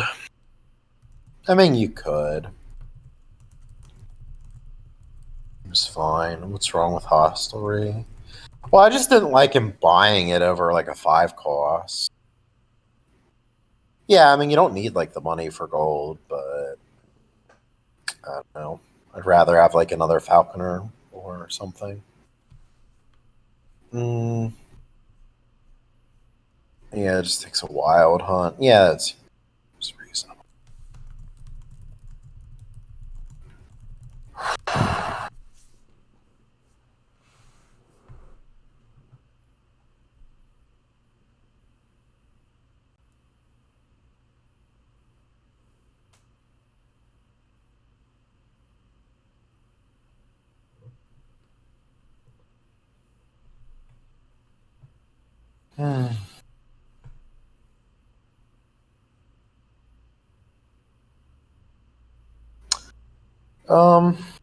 Yeah, I don't think there's I don't think there's really much reason that Marcus has to start provincing.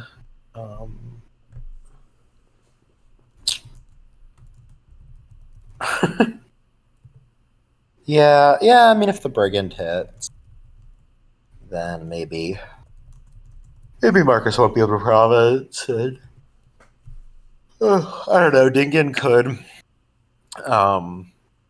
could province there, and then,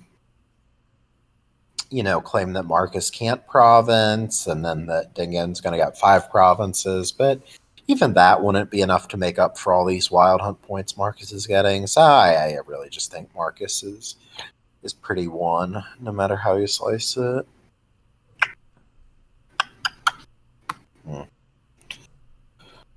Oh, man.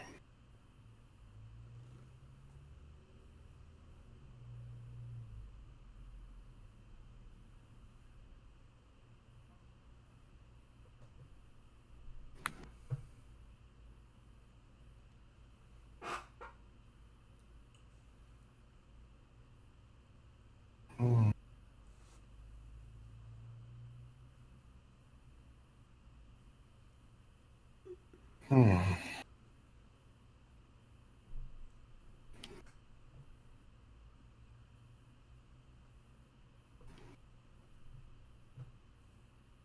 Hmm. I think there is some risk of me literally falling asleep. More just because I'm tired than like saying this game is boring or anything. But all right.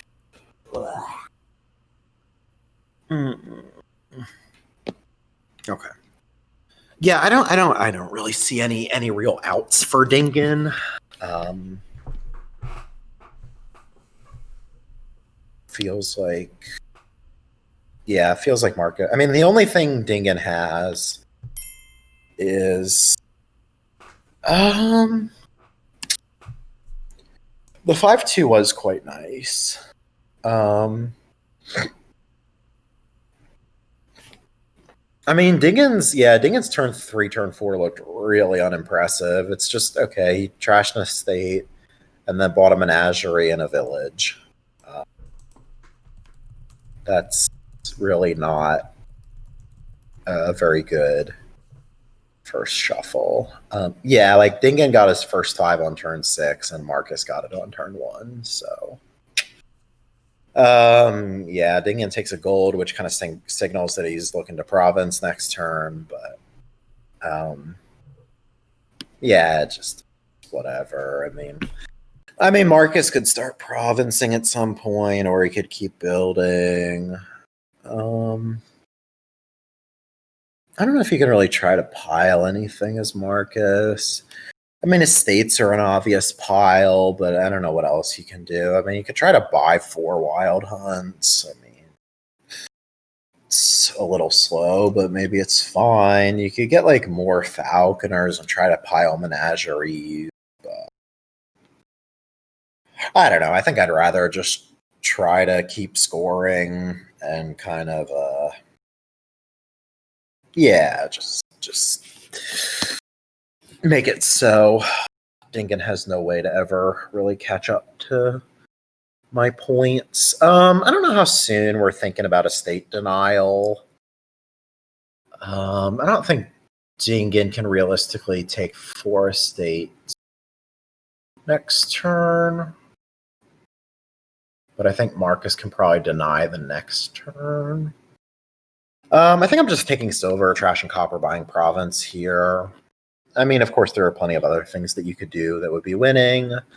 You could take like a menagerie and then grab a wild hunt, for example. That's okay. You could take a falconer. Could buy a curse.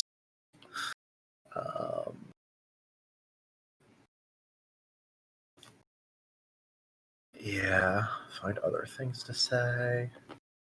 What other than suggesting curse buys?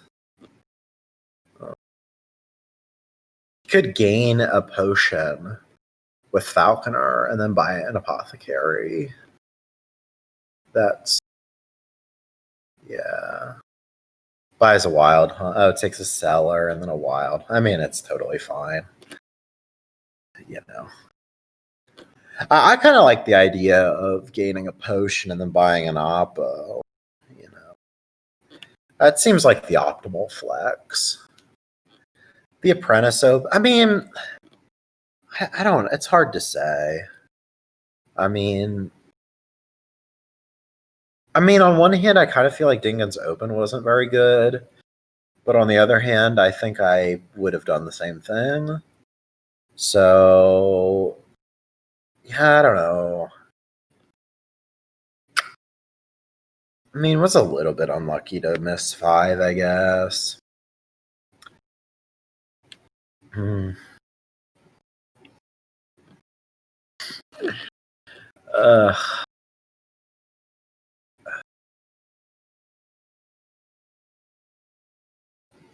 Oh my god, we're playing the brigand as a goat. Wow. Not even wow, it's like a reverse brigand. It's trashing our own silvers. Wow. Noble goat, yeah. Well, I mean, obviously Noble Brigand is great with ways, because it's like you got that on buy bonus and then you just played as the way. I mean, you know. It's in it. Oh, he gained it off the Falconer. Well, like in a way, it had an on gain bonus because he got to react with the other Falconer. But, oh my god!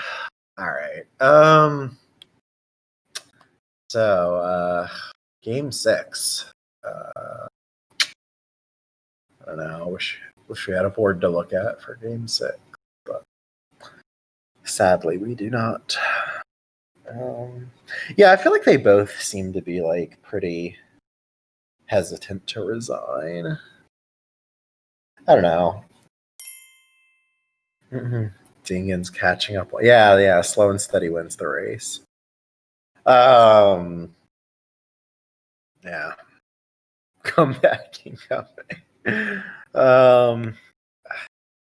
don't even know what you buy here. You just resign. I mean, the main choice is between / resign and the resign button, I think. You're not. I mean, Marcus could dud, like, I think like Marcus could pass 2 turns and probably still be in pretty good shape. It's almost impossible, yeah. Well, maybe not. I mean, you could just draw a whole bunch of wild hunts and like wild hunts and treasures, right? Like that's possible, but Marcus deck definitely looks quite consistent. Oh, okay, yeah, you gotta bait out the / resign. Yeah, so you just like type something in chat, like I don't know, maybe like some knock joke or something that like yeah, something like that. Yeah.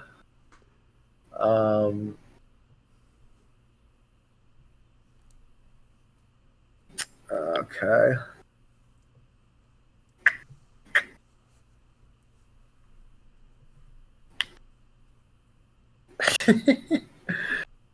Yeah, I actually didn't know about that feature until like very recently. I would ask Dingan. I don't. Is it possible to? Well, not at this point, because you would have had to like sell her a bunch of horses before you drew death in order to Marcus to resign it. Wait, what? Yeah, no, I don't.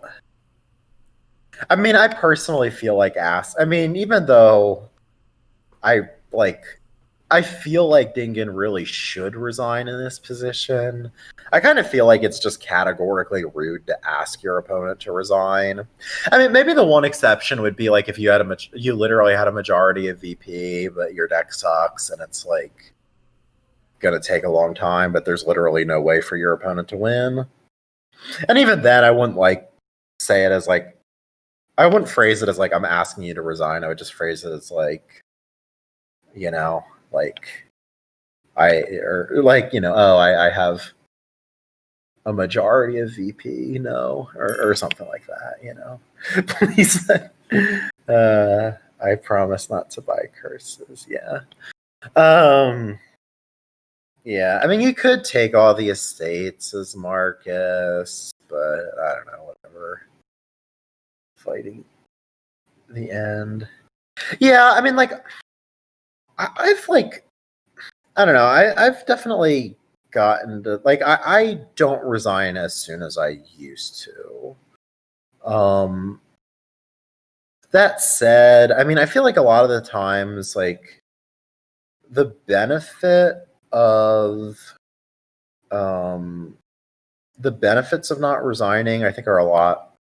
It's 2-2, hip 6. Marcus wins next. How? I mean, I guess. Yeah, no, I don't see that. I mean, yeah, you can just buy a wild hunt next turn and then buy another wild hunt the next turn, and then you win. And I don't think Dingan is going to catch up to that in points. Well, yeah, if Dingan lowers wild hunts for you, then maybe. But what I was saying about resigns though is like, I think a lot of the benefit of like waiting to resign is more against worse players. Like I feel like here, like I feel like it's fair to like respect your opponent enough to think that they're not going to like throw this position. But like if you're just playing like a mid-50s player on ladder or whatever, like it's I mean, you don't want to give them too much credit, right? Like you can like you don't want to give your opponent too much credit. Like you can be like, oh, there's no way anybody could possibly throw this. No offense to anybody who's in that rating. These low 60 scrubs. But I mean, like just in general, like you don't want to give your opponent too much credit and like think that there's no way they're going to lose a position because I've seen people throw some positions that I've genuinely thought were impossible to throw. So game for all right, yeah, it's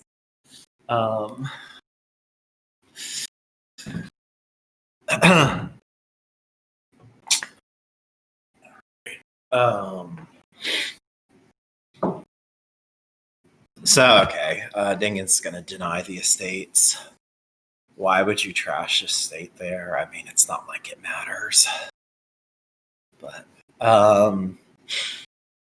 yeah, I mean, all right. So Marcus takes a wild hunt here, and there's literally no way for Dingan to score more than 6 points in a turn at this point. So so Marcus could literally. Oh yeah, of course. You gotta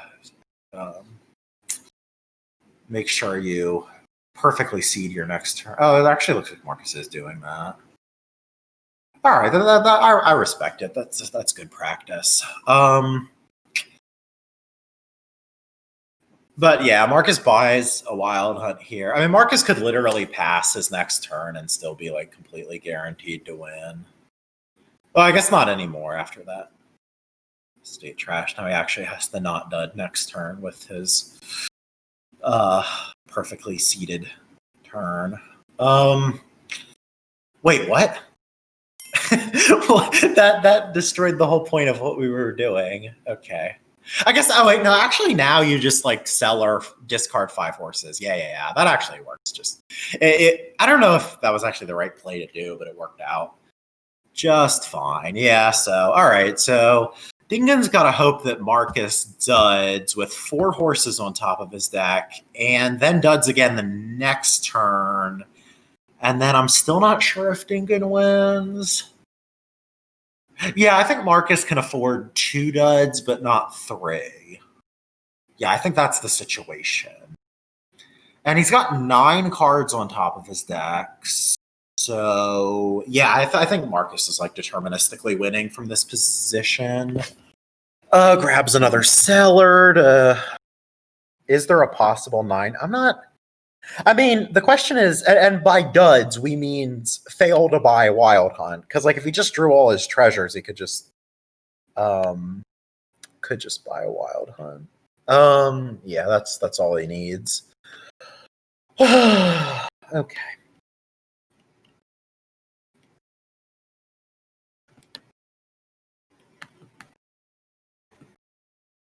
Yeah, I mean, I feel like these matches are definitely like more interesting when players are more willing to resign.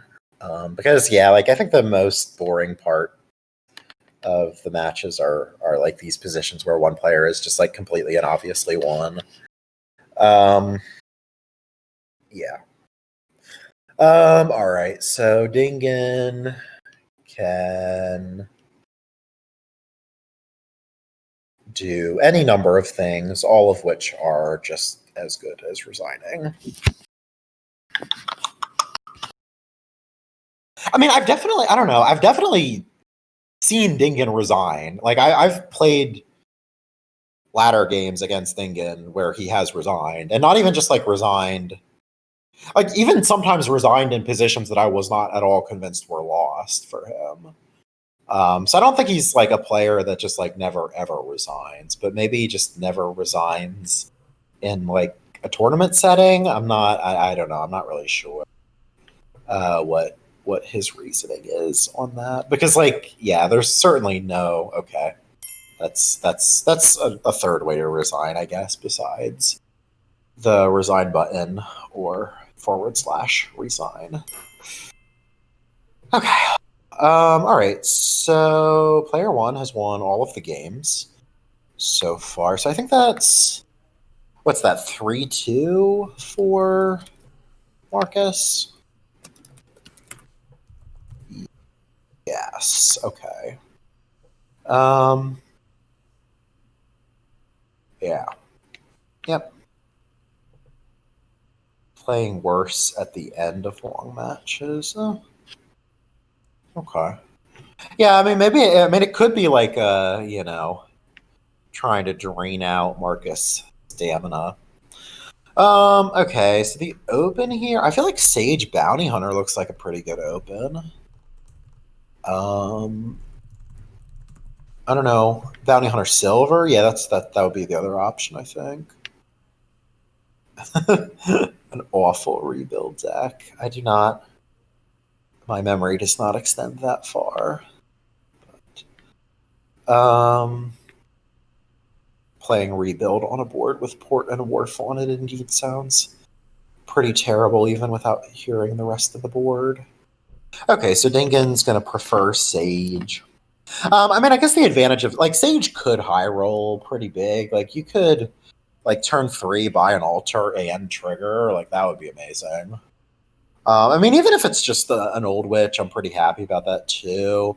I guess the main main thing about this board that's kind of annoying is that I don't know, that's very unlikely. I mean, you basically just need to draw Sage into Bounty Hunter and then, like, Bounty Hunter and at most one.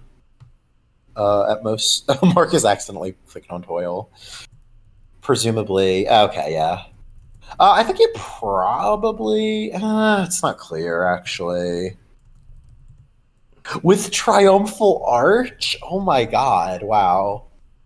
Even if the rest of the kingdom was all dead cards, I would gladly. Yeah, like Bounty Hunter on bottom.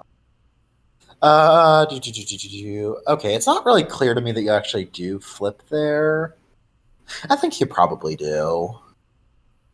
I mean, the alternative would be to Bounty Hunter the Sage and then buy an altar, but this seems better, I think. All right, I think presumably we're getting altar now? Don't really know. Oh, Dingan's, I guess, thinking about Toil here. I mean, the advantage of Toil is that it gets rid of a copper, but the disadvantage is you don't get the money the next time you do it. All right, I'm not really sure. I think I would not Toil there, but it's really not so clear. Yeah, I certainly don't like hate it, but yeah, so like the main thing that's like awkward about this board is just actions. I mean, you have like nobles and sacrifice, which are both like really awful villages. But you probably want to do some amount of like village-y stuff. Toil. Oh. Yeah, I mean Toil could be a source of actions. Like you could Toil your altar. Yeah, I think that makes a lot of sense, J Nails. Sacrifice nobles. Second Old Witch. Yeah, I think it's pretty good. I mean, what else are you going to take? Like a caravan or something? Like, that just doesn't seem very good. Don't really know who's ahead right now. Yeah, I mean, toiling the Old Witch does seem pretty good. For additional cursing. Of course, you can't play any treasures you might draw off of it. I think Caravan does seem pretty good here. And what are the alternatives? Like, maybe you could get silver. I guess silver and sage are the other things you could be thinking about. Second bounty hunter seems not great.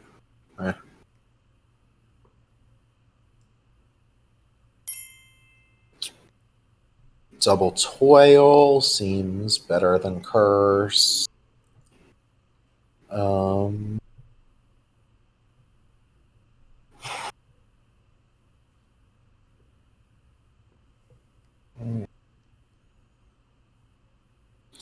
has the silver right now?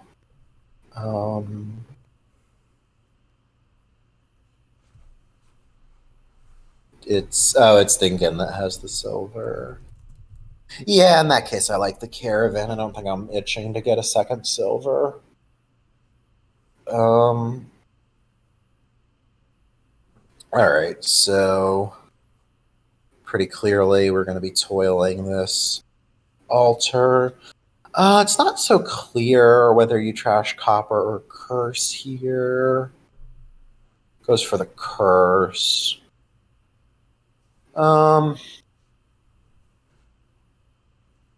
Yeah, I don't really know. I don't really know which one of those I would have trashed. Buy a curse. Well, yeah, I mean, yeah, Ambassador, like, Ambassadoring curses, like, pretty much should never happen unless your opponent's playing, like, awful.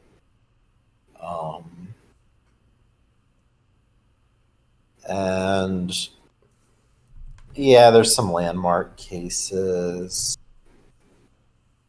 What else is there?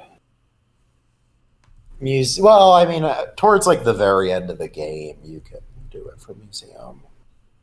I mean, it's just like a 0-point estate. Like, it's not. Yeah.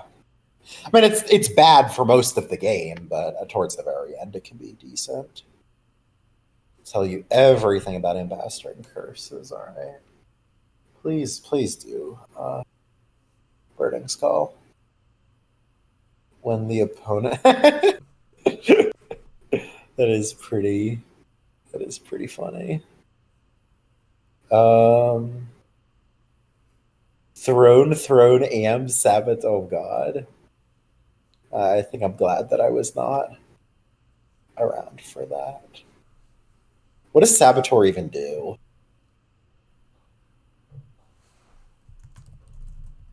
I'm gonna look it up. Yeah, I've done that, like trying to set up a curse pile out and like trash him with Watchtower. All right, let's see what this Saboteur card. I'm not even convinced I can spell it right.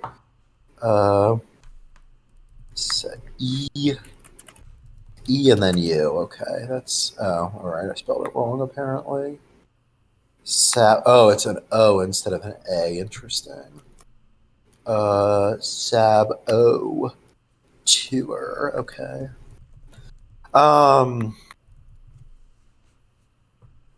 Okay. Trashes that card. Making a card.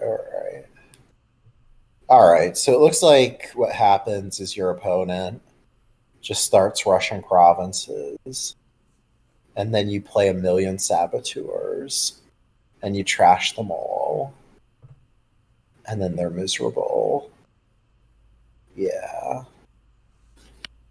and then they complain about getting unlucky, I think. I should probably vaguely focus on this game.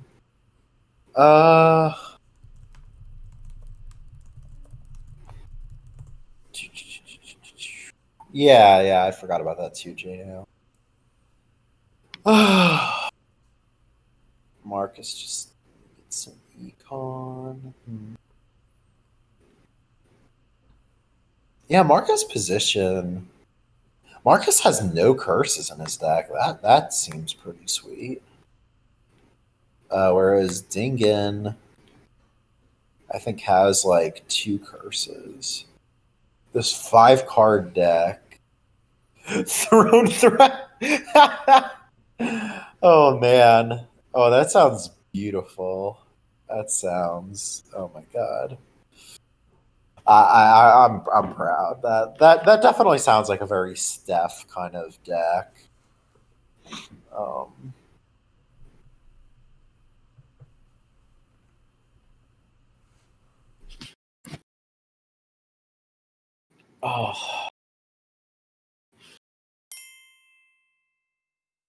Sure. I'm not familiar with that one either. He actually successfully pinned somebody with bureaucrat.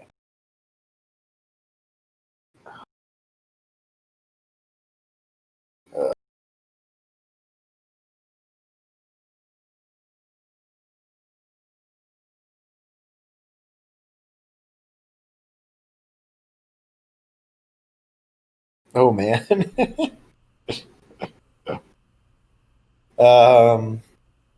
Yeah, I feel like bureaucrat pins are like. I feel like it's the kind of thing that should just absolutely never happen. Unless one player is just playing really badly or just should have resigned a long time ago, I guess.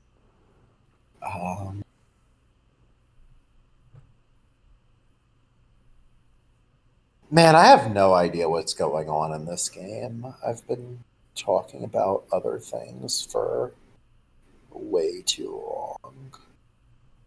I really don't know who's ahead, for example.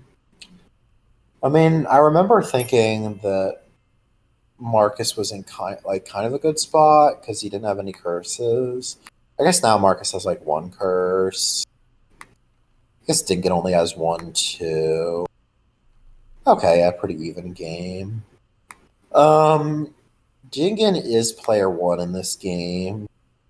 And yeah, this is a must-win situation for Dingan. Okay. So Marcus is ahead on thinning. But I guess, okay, yeah, Dingan has maybe more of these caravans. And I think it was Dingan that got the second Old Witch. Though that is on the exile mat right now. I don't think I want to get it back at any point, really. Dingan. Oh man, all right. Nice find, Burning Skull. Nice. Yeah, I mean, it looks like they're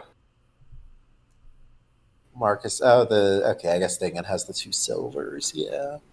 Okay, so I mean, where are we going with this? Like, I feel like I want at least 1 nobles here.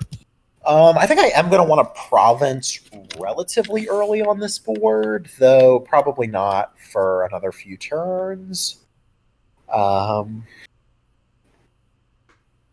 there any piles that could run? I mean, curses, caravans. I mean, maybe nobles if they go really hard for those, but the only way to gain those is by buying them, so probably not.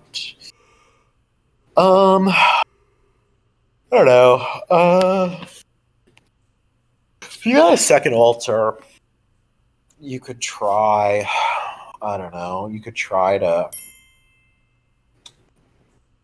Who's good as food? Huh. Yeah, I don't. Yeah, that kind of makes sense. I mean, if Marcus needs food, he could always just like gain an estate and then discard from exile. Although that does kind of lose some points. I was kind of thinking, I mean, I think you would need stronger deck control than this board offers for this to be practical. But I was thinking about the idea of like getting a sacrifice and then discarding your estates from exile and then trashing them with sacrifice as kind of a way to score some more points.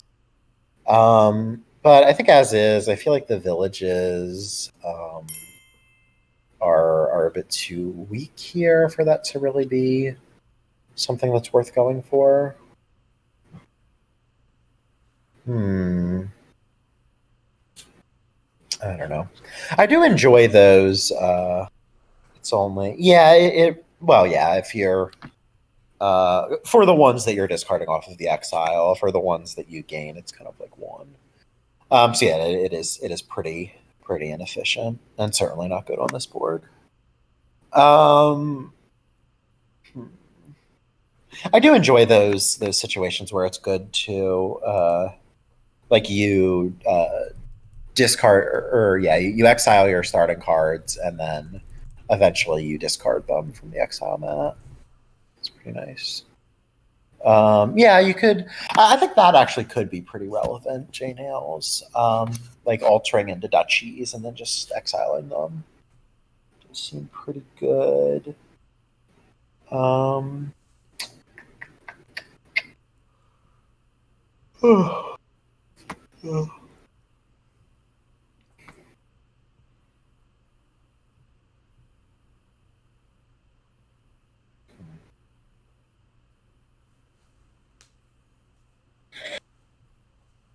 Having this, I mean, it's only one, but having this Destrier does look pretty nice for Dingan.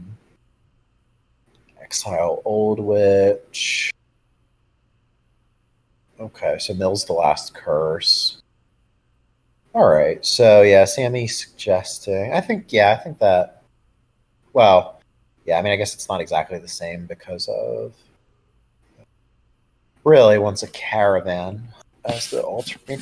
I would have preferred a duchy there. I think. I mean, you can exile it for money, and you know. I mean, Marcus seems to be valuing draw pretty highly on this board. I guess. Yeah, I mean, I guess the advantage Dingan has is that he does have these silvers, so it's probably going to be a bit quicker to provinces, but I think his deck is not as under control as Marcus's is. Yeah. Man, we have 41 people watching. Wow, that's a lot. Maybe some people getting ready for Quarantine Cup.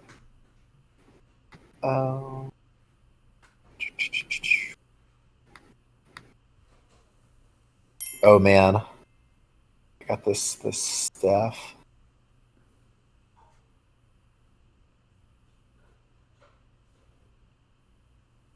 Oh man, Steph has a voice. Wow.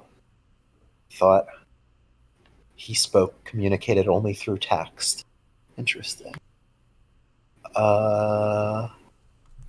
It's bureaucrat mask pin. Nice. That's a good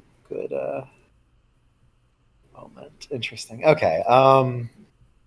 Back to this game. Yeah.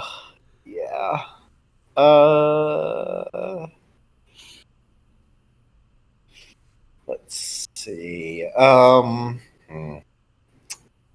don't know if Dingan needs like more money.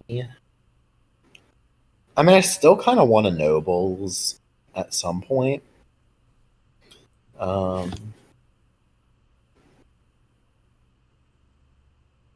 Jane, what?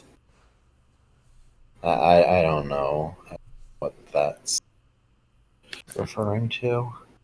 It's nah. Okay.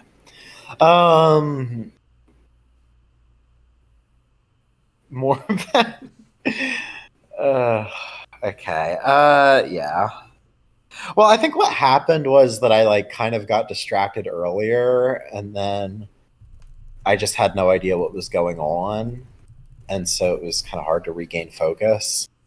And also, I'm like really, really far behind on sleep. So, okay. So Dingan's taking a duchy. Fair enough. Probably just kill this old witch, right? Yeah. Right. Yeah, I mean, obviously, you don't know that Dingan has these curses in hand, but you know that he has them in the deck. So, ooh, this Ambassador Saboteur game. Oh boy.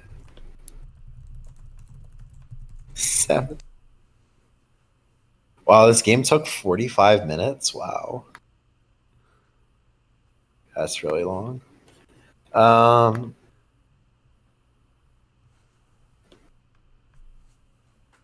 Let's see.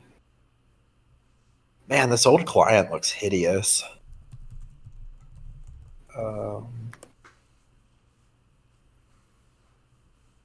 right. Interesting. 45 minutes.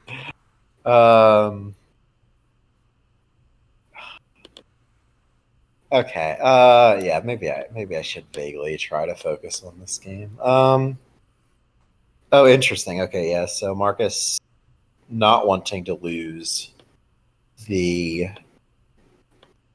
copper, but also giving up the ability to buy a 6 there. Choose Destria instead.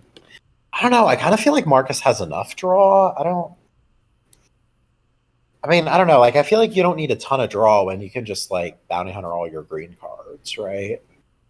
Marcus does get the silver back from exile. So, yeah, I think Marcus is about ready to start on provinces, which is kind of nice. It's also nice that with bounty hunter, if you can bounty hunter your province, you don't really give up the ability to toil alter and then trash nothing. Just because you start greening, which is nice. I don't know what you're killing here. You could kill Old Witch with Bounty Hunter and then alter the curse into Duchy and buy nobles? Something like that? I don't know.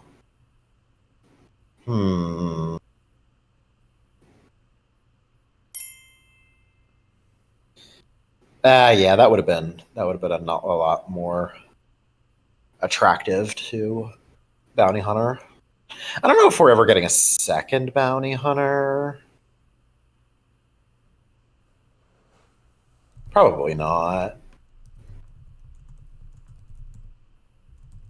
Yeah. Doesn't really seem worth. I could play Witch, Bounty Hunter, the Duchy, Toil Altar. Builds a province Duchy. That makes sense. So I'm assuming that means you want 2 Bounty Hunters then, Freaky? Yeah, it is. Yeah, so like I guess the idea would be, yeah, every turn you're going to Bounty Hunter a province on a Duchy. You're going to have like 10 money. You have to Bounty Hunter, or you have to toil your altar to gain the Duchy. And then buy the province. Play the Old Witch here.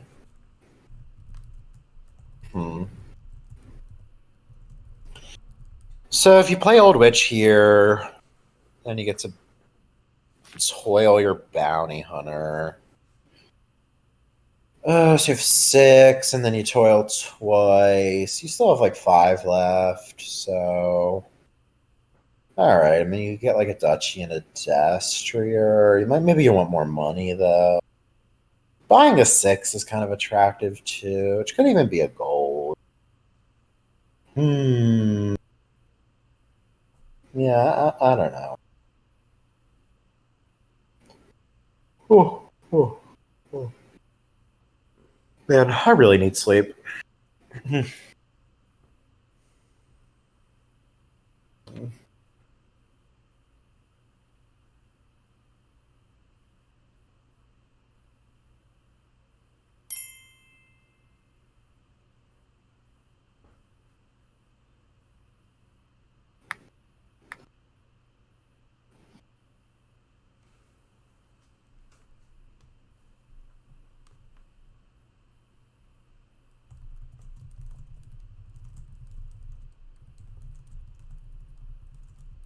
Should I stay up? DC has better justification for needing sleep. What time? It's like 1 p.m. here. And yeah, I've been up. How long have I been up for? I guess like, I don't know. When did I wake up yesterday? Like early afternoon, I want to say. Should stay up to play. Yeah, I'm definitely not doing that. Yeah, I think I should probably go to sleep. Yeah, I mean, like honestly though, like if I can survive this long without sleep, like why would I need it now? Like that's a very good argument, I think. Yeah, my sleep schedule is self-harm via sleep deprivation. That's what I like to call it. Oh yeah, I do have to play Oppo. Actually, this might be given the fact like when I scheduled that match for, this might actually be kind of a good sleep schedule just from that perspective. Because I play Oppo starting at midnight. So if I go to bed like now-ish, I could definitely wake up in time for that. Oh, okay, schematic. Wait, what? Around 4 months. We're gonna talk about every game except this one. Well, okay, all right. What's happened? Okay, Dingan bought a nobles. Okay. Fair enough. uh,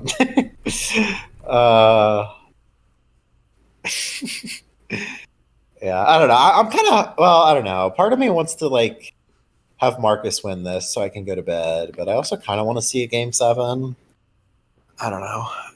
Yeah, I'm assuming province now. So Marcus takes the first province. Yeah, I mean, if they're hoping for insightful, comments that might help them improve their gameplay, they're going to be sorely disappointed.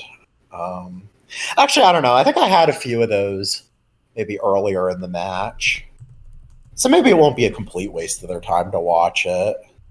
It'll just be a waste of their time if they watch the whole thing. Hopefully, they just like watch half of it and then get bored and then stop watching, and then they'll get all of the insightful commentary and none of this. That seems pretty good. Okay. It's not entirely clear to me we want to just trash a copper. Like, I don't know that killing a copper is better than nothing. Maybe it is. So I'm assuming Dingan's buying province here. And what are his and gaining a duchy, presumably, right? Because you have 2 bounty hunters, so you really want a bounty hunter like province duchy, right? So, unfortunately for Dingan, yeah, I mean he only has like 5 money worth of treasure.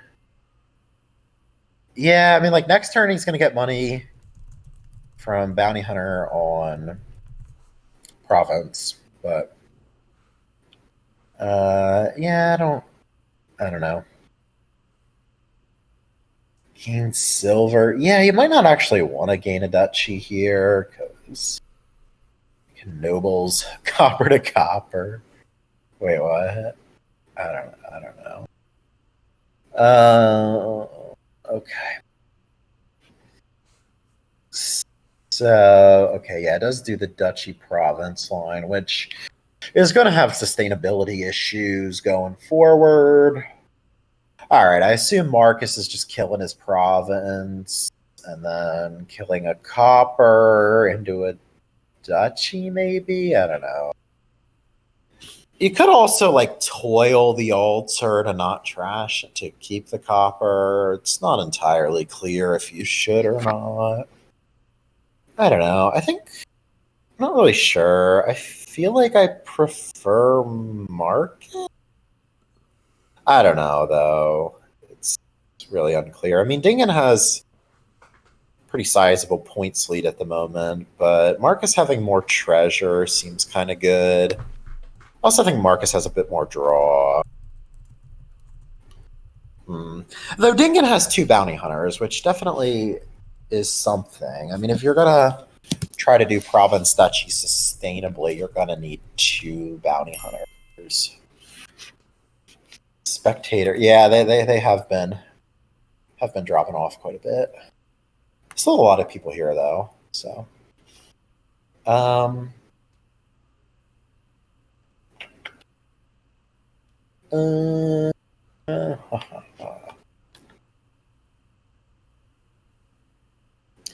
I guess so. Like Marcus does have $8 worth of treasure, right? So, well, that's true. I mean, I feel like in an ideal world, you would have $10. As oh yeah, that's true. Yeah, Dingan can try to just leverage his current points lead by just lowering duchies. Yeah, and Dingan might actually just claim that, like, who cares if I can't buy provinces because I'm just going to empty duchies, and I'm going to have enough points that that's going to be winning. Yeah, it kind of makes sense, I think. Yeah. Yeah.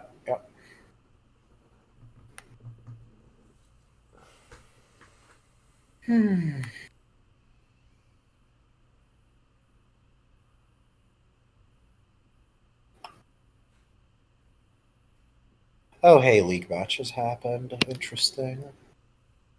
All right. Mick went 4-2 over Zyrex. So, yeah, Zyrex did have a pretty strong start to the season. No, okay. All right, yeah, results in A look pretty normal so far. I'm in good but not great position. Okay. Let's not talk. Oh, yeah. J-Nails might be, a little unhappy with his results. I mean, I don't know. His J-Nails results aren't. It's like two 4s. I mean, it still definitely has a real chance of non-demotion. So not terrible for first season in A. All right. Yeah, I think the idea of just like trying to empty duchies makes a lot of sense for Dingan here.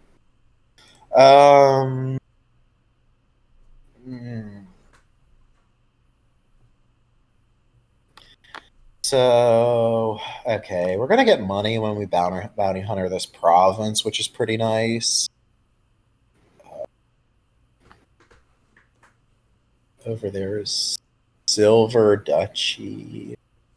Second bounty hunter, yeah, which just gets drawn, and then apparently this Destrier. Okay, so we're gonna draw this duchy, I think, and then we're gonna might even just kill a sage with altar. That seems fine. Yeah, I'm assuming this last card is duchy, right? Is it?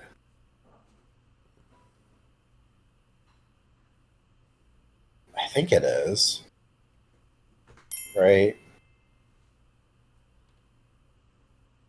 It is duchy, okay. Sure. Oh, yeah, I was missing the points from nobles, so yeah, it's duchy. So yeah, I would think you just draw the duchy with your Destrier, and then you bounty hunter the duchy, and then you alter the sage into another duchy, and then you buy the province. I mean, I guess the alternative, like, you could also, like, toil your altar, trashing nothing, and then buy duchy over province, if you're really just committed to the idea of piling duchy. That said, I don't think your points lead is as firm if you're doing that. Yeah, I think I like the province duchy line a bit better. I mean, you do have to trash the Sage. I don't know how much. I mean, Sage seems like super marginal at this point. Basically, just skipping your copper. So trashing it, I don't really feel particularly bad about. Wait, what? We played the Sage? What? Yeah, I don't like this. Do not like this. I mean, like, now it's like, what are you going to do? Trash your Destrier? Like, obviously, you'd rather have a Destrier in your deck than trash the Destrier. Well, yeah, it's not that I, like, hate trashing the Destrier from this position. It's just that it's... If you're going to do that, you would have rather played the Destrier and... okay, but that's not what Dingan's going to go for. So I guess Dingan is going for double duchy, or maybe I don't know. Yeah, I guess this is just going to be another duchy. Oh no, it goes for nobles. Oh, I guess that makes some sense too. Yeah, that seems fine. I don't know. I feel like at this point I'm preferring Markus' position. I think I would have. I don't know. I think I kind of like Dingan's position with the play I originally suggested, but oh yeah, now Markus has this 10 money worth of treasure. That's really nice. Yeah, giving up on buying provinces indeed sounds pretty bad. Yeah, now Markus is in this spot where he can just toil the altar and doesn't have to.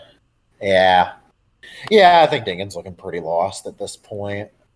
Huh. Yeah, because like Dingan, I mean, what do you even do? I guess you have to start like exiling other things, but then your deck just starts sucking really quickly. Yeah, it's yuck.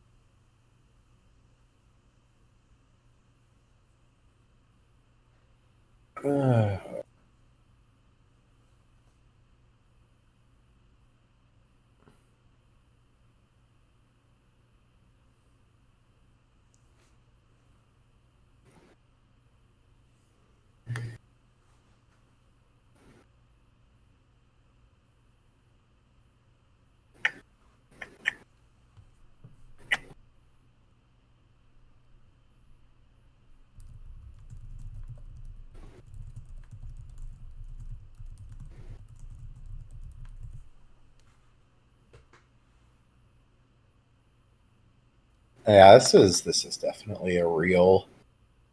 Yeah, I feel like if this like, I mean, I feel like even a gold buy at some point wouldn't have been so bad.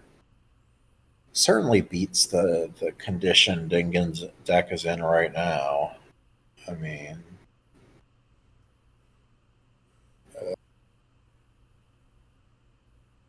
yeah, I mean, he's like he doesn't even hit 8, and he only has 7 because he bounty hunted the Sage.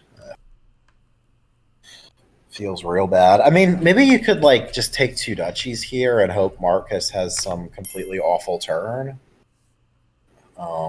With 3 caravans coming in.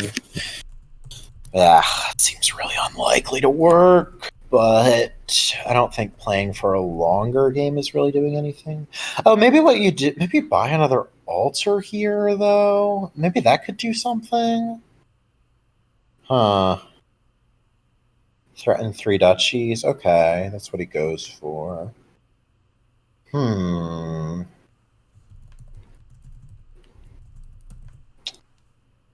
Yeah, province duchy. Well, no, that's not necessarily true, because he's not threatening 3 duchies. Oh, guess just short on money? I mean, he has like, well, he has 2 silvers, right? And then he can get, if he exiles 2 more uniques, well, he has 2 bounty hunters, right? Or did he kill a bounty hunter? Well, if you had 10, right, then what are you, bounty hunter? Well, you could potentially, like, alter something into duchy and then discard duchies from exile and then bounty hunter a duchy. And it's also not clear to me that... Oh.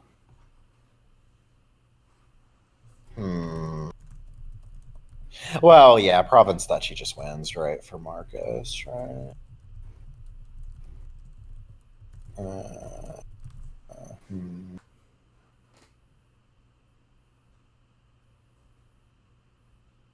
Province... Is that possible?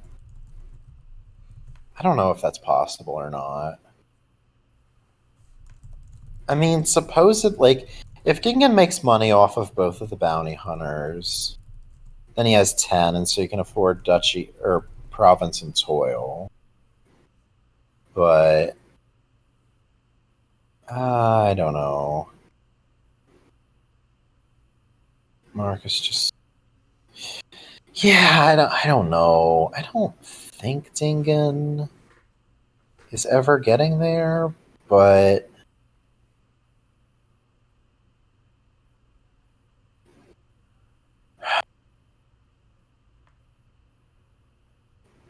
yeah.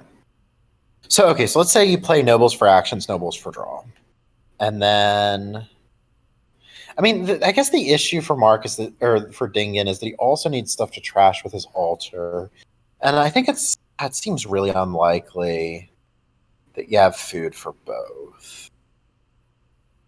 Yeah, it seems really unlikely, yeah. Yeah, I don't think it's going to be happening for Dingan.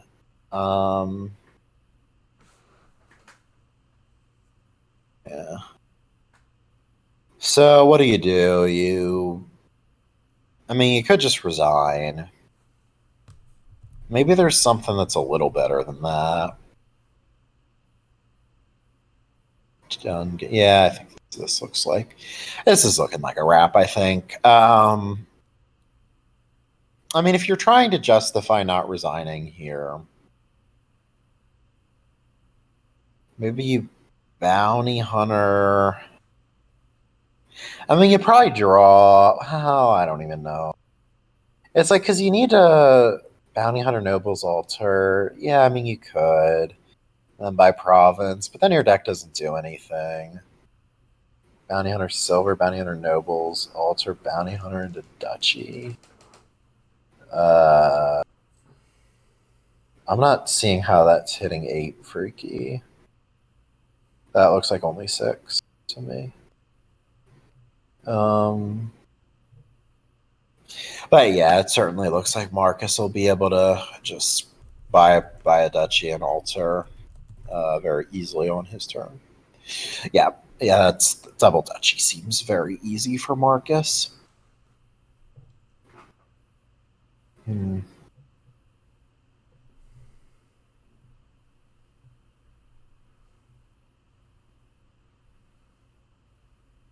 I mean, even if Marcus bottom decks his altar, then he just buys a province.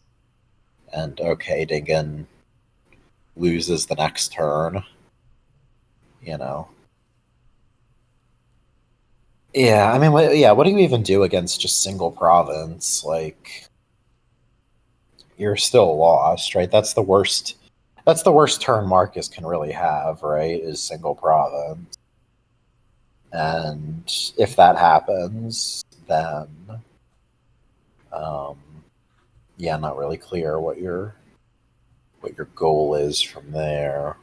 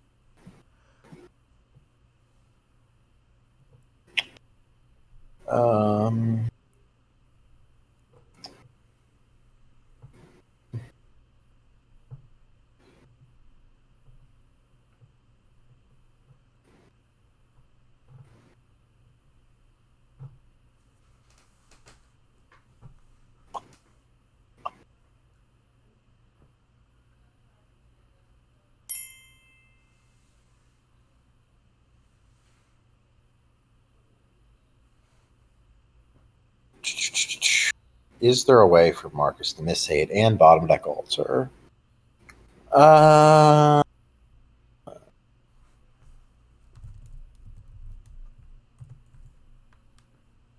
I doubt it. Yeah. 2 caravans and a deck. Like, I don't know. I feel like. I mean, I feel like in this match, I've noticed, like, I feel like. Well, like, Dingan especially. Like, I feel like he doesn't, like, budget his time effectively.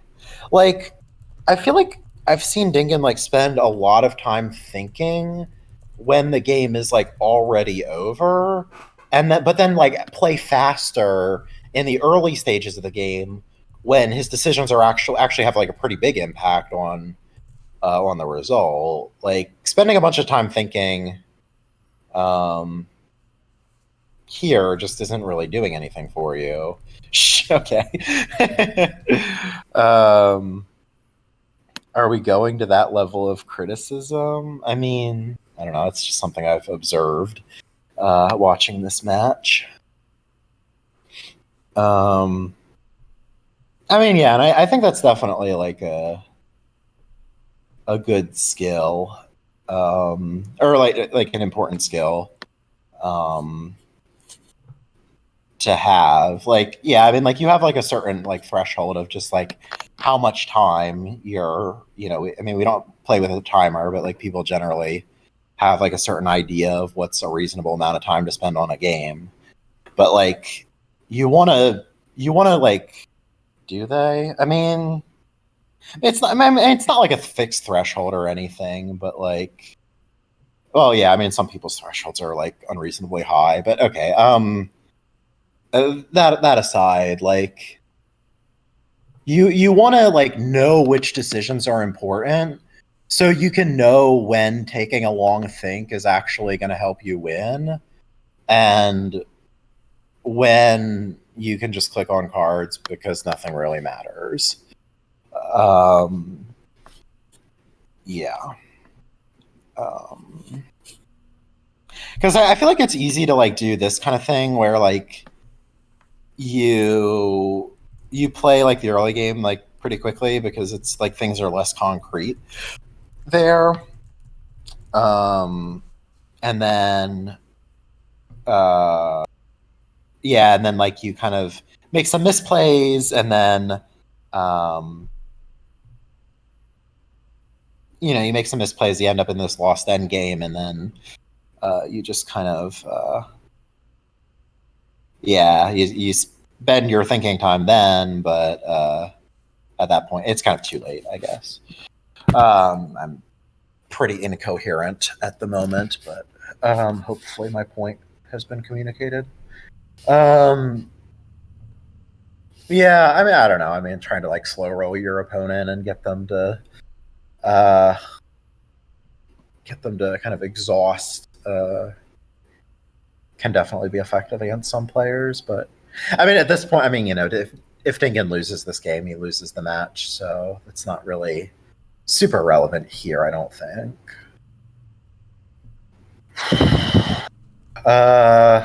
Yeah, so Marcus might actually bottom deck. Okay, no.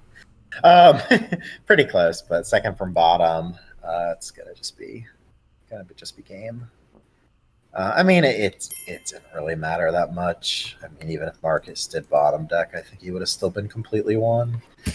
All right, so yeah, Marcus takes it 4-2, and yeah, I think that last one. I think Dingan really just didn't get enough money that game. All right, I will copy paste the spec chat for them, and yeah, thanks to everyone for listening to my ramblings.